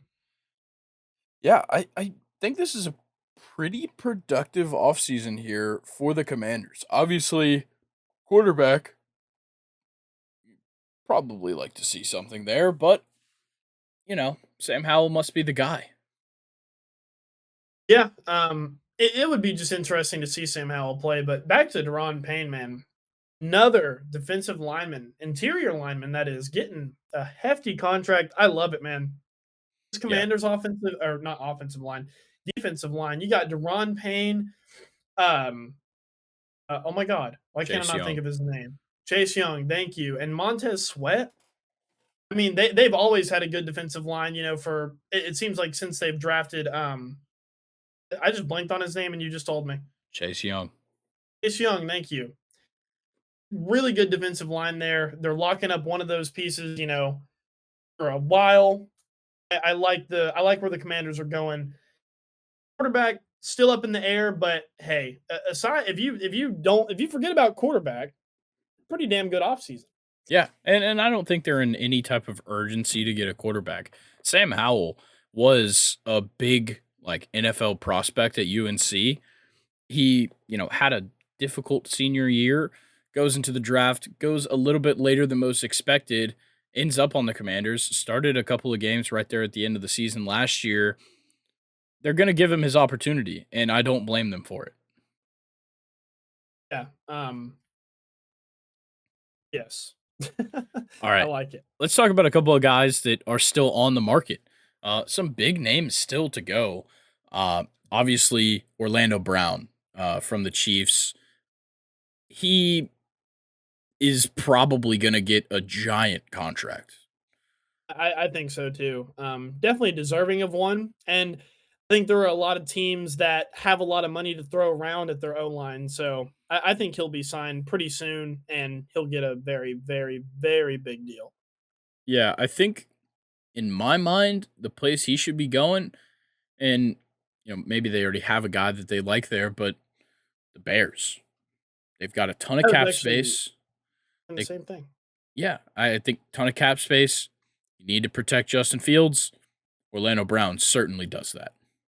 Yeah, for sure. And then safety CJ Gardner Johnson is still on the market, which is kind of crazy to me. I feel like he would have already found his landing spot.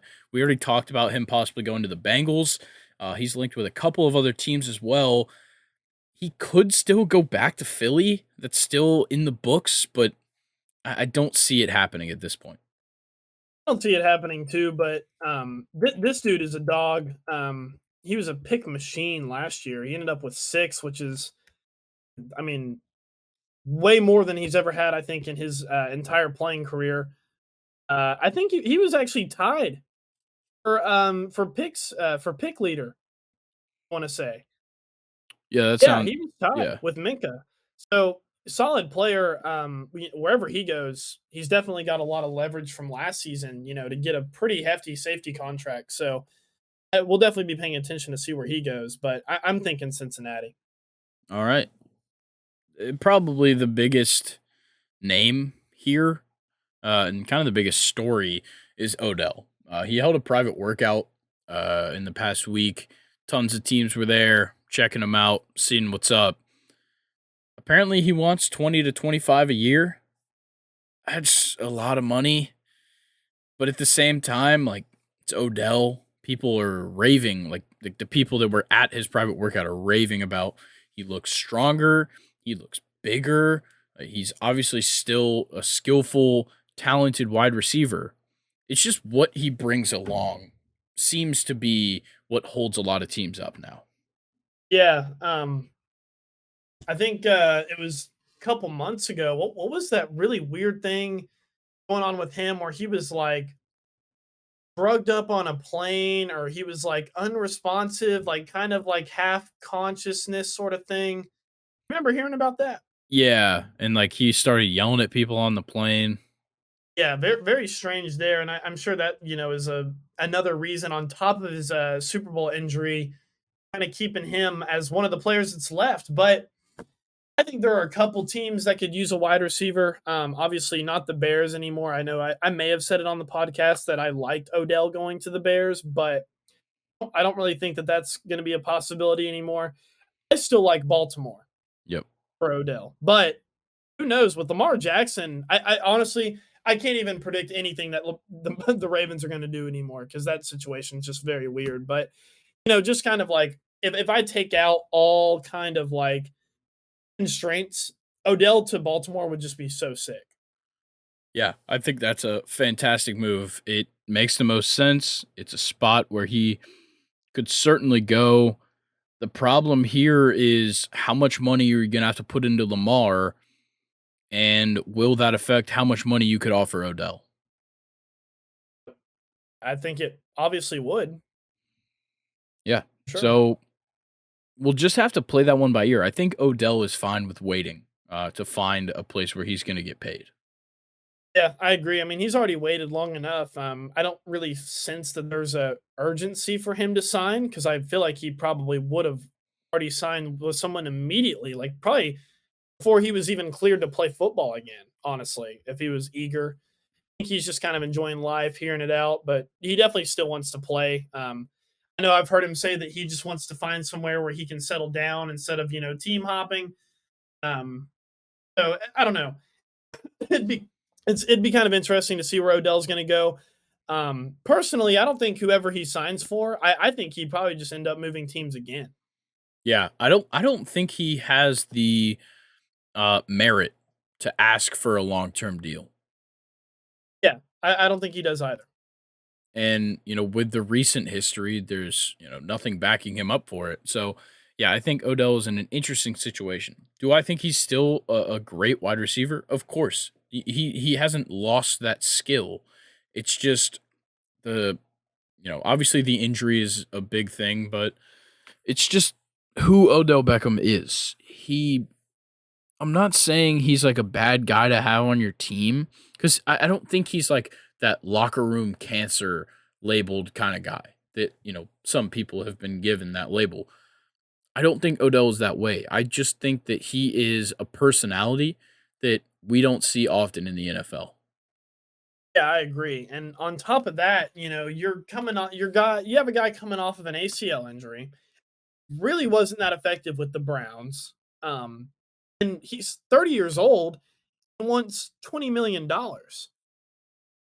Odell, hey, I would honestly go as far as to say that no team would give him that much money. I think that's a huge bet to take on a player like Odell. Don't get me wrong, the talent we saw it with Eli and the Giants. The talent is there for this guy. But we haven't seen it in a long time. He's only, had drama with the plane situation that I brought up and his injury. So Odell is just it's a weird case, man, but I don't think he's going to get the money that he's asking for, and I don't think he should, to be honest. Yeah. So a couple other guys that are here still, Bobby Wagner, who I still think should probably make a return to the Seahawks. I yeah, my childhood would love that. Yep. And then Levante David is a free agent as well. Plenty of people could use a linebacker with the skill of Levante David. He's obviously getting up there in age, but still a fantastic linebacker. Yeah, really, really underrated player. Kind of a like Demario Davis here, just an old linebacker that just seems like they haven't gotten worse as they've gotten older, which is a really good sign. I still think he could probably play for another good 3 more years in the league. So I'll definitely be watching to see where he goes. Yeah, and then safety Jordan Poyer. I'm very surprised to still see him here after these 2 days. I feel like, people were saying it was kind of a lock that he was going to go to Miami. Now he doesn't look like he's going. I've heard about Detroit maybe. I've heard about what was the other team? I want to say it was the Rams maybe. That might have been the other team I heard him linked to. There's been a couple of different teams pop up in the sweepstakes for Jordan Poyer, but I don't know. He's played fantastic the last 2 years. I'm very surprised that he's still on the board. Me too. Maybe a move to Cincinnati would suit him as well. Who knows? And then tight end Dalton Schultz, another guy who I'm kind of surprised to see here. Kind of a consistent pass catching guy, pretty solid in the red zone, reliable hands. He could really work anywhere. It's just about a team, needing and wanting a tight end. Yeah, Dalton Schultz is a really underrated guy. He made my tight end list when we did that last week, I think it was. Dalton Schultz is he's got a lot of potential, and I think someone should throw some money at him and get him for at least like 4 years. I think he can be a very good tight end in this league. All right, and then we've also got Juju, who's kind of the other top, not top tier, but higher tier out of the free agent wide receivers. Um, he's available. I don't know. I feel like you could probably get a bit of a discount on Juju. I think so too. He just he hasn't done it enough. Like he doesn't do it at a high level enough for me to be like, yeah, he deserves 20 a year. You Yeah, could no, probably give him 15 for 2 and he'd take it. yeah. Which for a team that needs a wide receiver, Juju would not be that bad of an option. You have, I think, a lot of leverage with him because he didn't really show out with the Chiefs. He had flashes, but he didn't show out going into a system that just lost Tyreek Hill. So I think teams have a lot of leverage to offer Juju less. I still think he's a decent wide receiver. Yeah, and then tight end Mike Gesicki, a guy who was severely underutilized in that Dolphins offense, obviously because, you know, with as many targets as you want to give Waddle and Hill, it's kind of hard to throw to Gesicki as well. Once again, he's probably a better tight end in my opinion than Dalton Schultz. He just once again needs to find a place that needs him. I would actually agree. Dalton Schultz had way better numbers than Mike Gesicki last season, but as you pointed out, Mike Gesicki was extremely underutilized. I think this guy could be an extreme talent wherever he lands if he is used well. I mean, like extreme talent. Yeah. And then corner Byron Murphy is still out there. Edge rusher Yannick Ngakwe is available. Marcus Peters. And then Miles Sanders, once again, another surprising guy that's still here. I think that Buffalo maybe makes sense there. I like Buffalo too. And then Calais Campbell, a bit of a veteran defensive lineman there. Obviously, still a great player, but nearing the tail end of his career, it's hard to say that he's a desirable pickup. Yeah, I would agree. I think he offers something good to whatever team he'll go to, but you need to get him for cheap because he is at the tail end. Stats are kind of decreasing, but still could be an effective player in the league. Yeah. All right. Well, so there's plenty of other guys still available, free agents wise, but that essentially rounds it out for everything that's happened these last 2 days. It took us 2.5 hours to get through everything, but certainly it certainly deserved it. It's been a wild last 2 days. Yes, it has. All right, let's quickly talk about these rule proposals, and then we'll get out of here because I really don't want to push 3 hours again. But first one, Philadelphia, looking to permit the use of the number zero as a jersey numeral. It would allow kickers and punters to use any jersey numeral between 0 to 49 and 90 to 99. Um, I think I brought this up a couple of weeks ago when we first heard about Philly submitting this rule to allow the use of the number zero. I think that Jalen Hurts with the number zero would be sick, but I think AJ Brown with the number zero would be so cool. Oh, yeah. I like that. And then another one from Philadelphia. They want to permit a team to maintain possession of the ball after a score by substituting one offensive play. So 4th and 20 from the kicking team's 20-yard line for an offensive or an onside kickoff attempt. So exactly what they're doing in the XFL, where instead of kicking off, you could run a 4th and 20 play from the kicking team's 20-yard line to keep the ball. Philly's only doing this because they have such a high-powered offense that they'd be able to pull it off a couple of times. I think it's just a little bit far-fetched for the NFL. I do too, but yeah, funny that it's Philly though. I mean, they have a system where they can just throw the ball in the air and someone in a green jersey is coming down with it. Yeah, you just better hope you're not playing the Jets. Or the Packers. True. Guess I should have thought about that. Any player on the Eagles will come down with the Somebody ball. with wings on their helmet. Yeah. Well, then you could even well, I don't know, we probably shouldn't get into that. All right. There's a lot of birds in the NFL. Yeah, but they don't have wings solely. All right, whatever. Well, neither did the Eagles anymore. All right. The Chargers submitted a rule to make the adjustment of the play clock following an instant replay reversal consistent with other timing rules. Boring, don't care, intricacy of football. Move on. All right. Detroit, they submitted one to expand the coaches challenge system to include personal fouls called on the field. I think this is a fantastic idea. Coaches challenge system to include personal foul. Oh, okay. Whenever I was reading this one earlier, I second you. This was one of the favorite rules, one of my favorite rules that I read. Yeah, I love this one. There are some personal fouls, dude.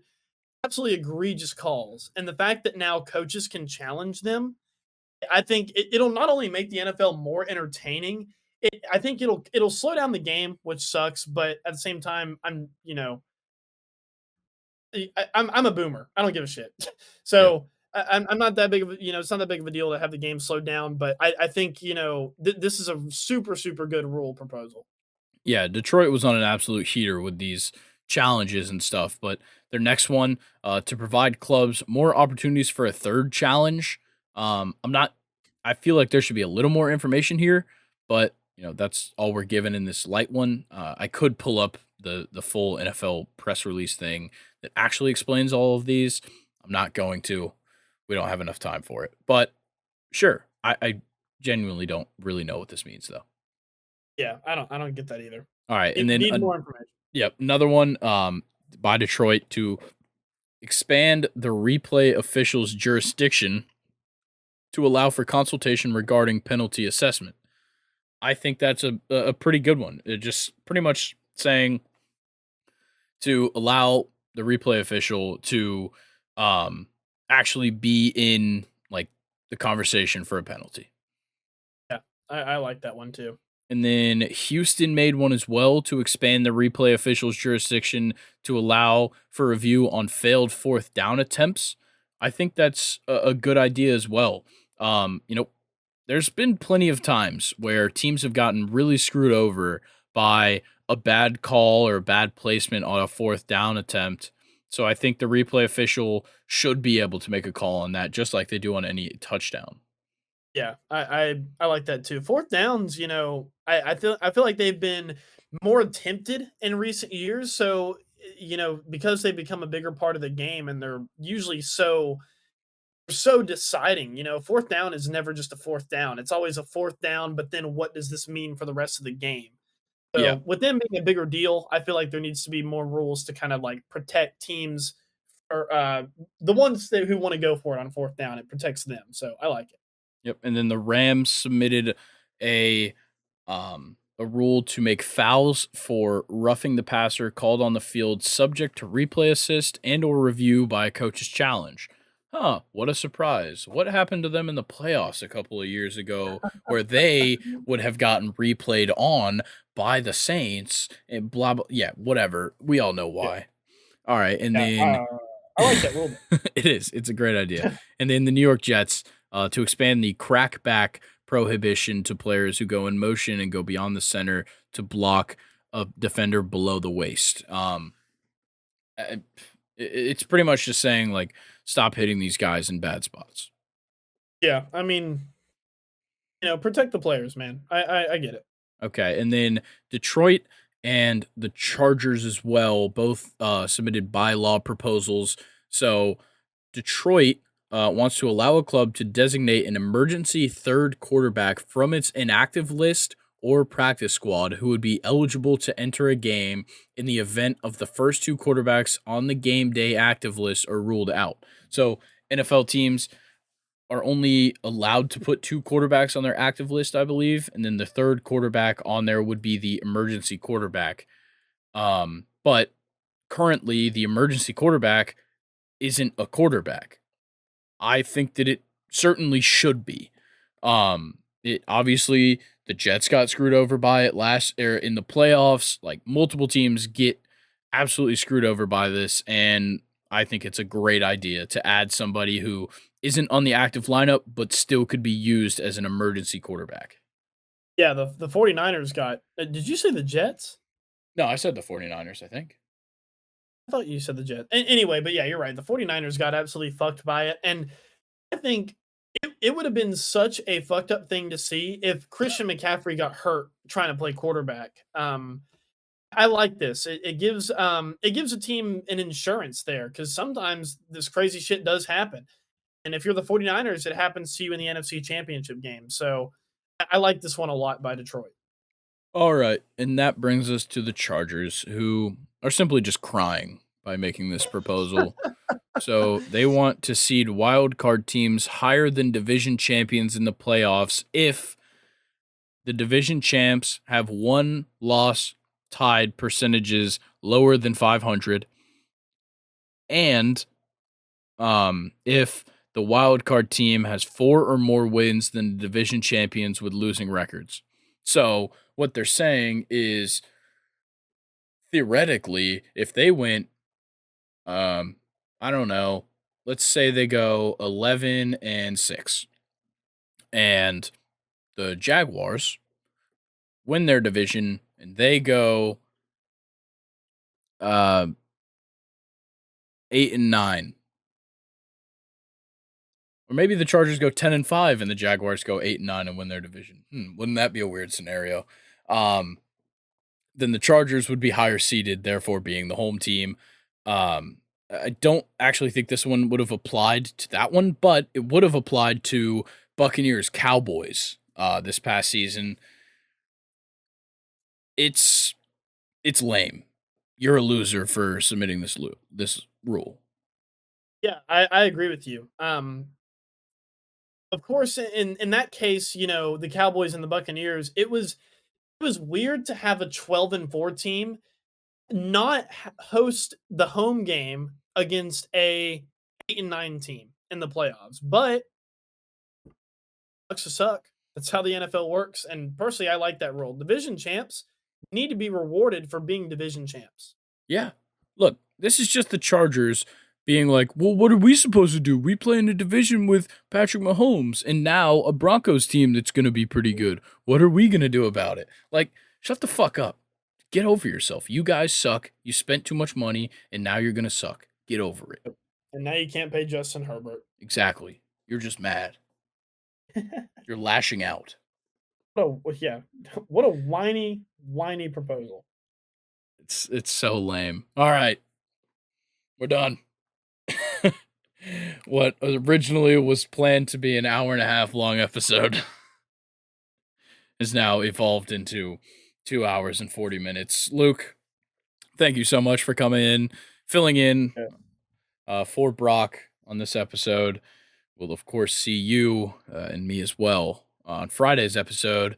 Got a lot to talk about. Obviously, whatever comes of all of this stuff, including, most likely the Rodgers news, some more free agent signings.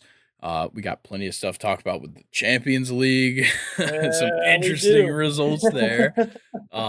Some interesting stuff happened in the this past weekend that really changes some stuff coming for next weekend. For sure. Whole lot of stuff to talk about, and a bunch of World Baseball Classic to catch up on. Luke, once again, thank you. Anything else you've got for the people? Nah, man. Our episode planned. We're at 2:40. I'm ready to get out of here, and I think the people are too. All right. We'll catch y'all later. Peace. Peace.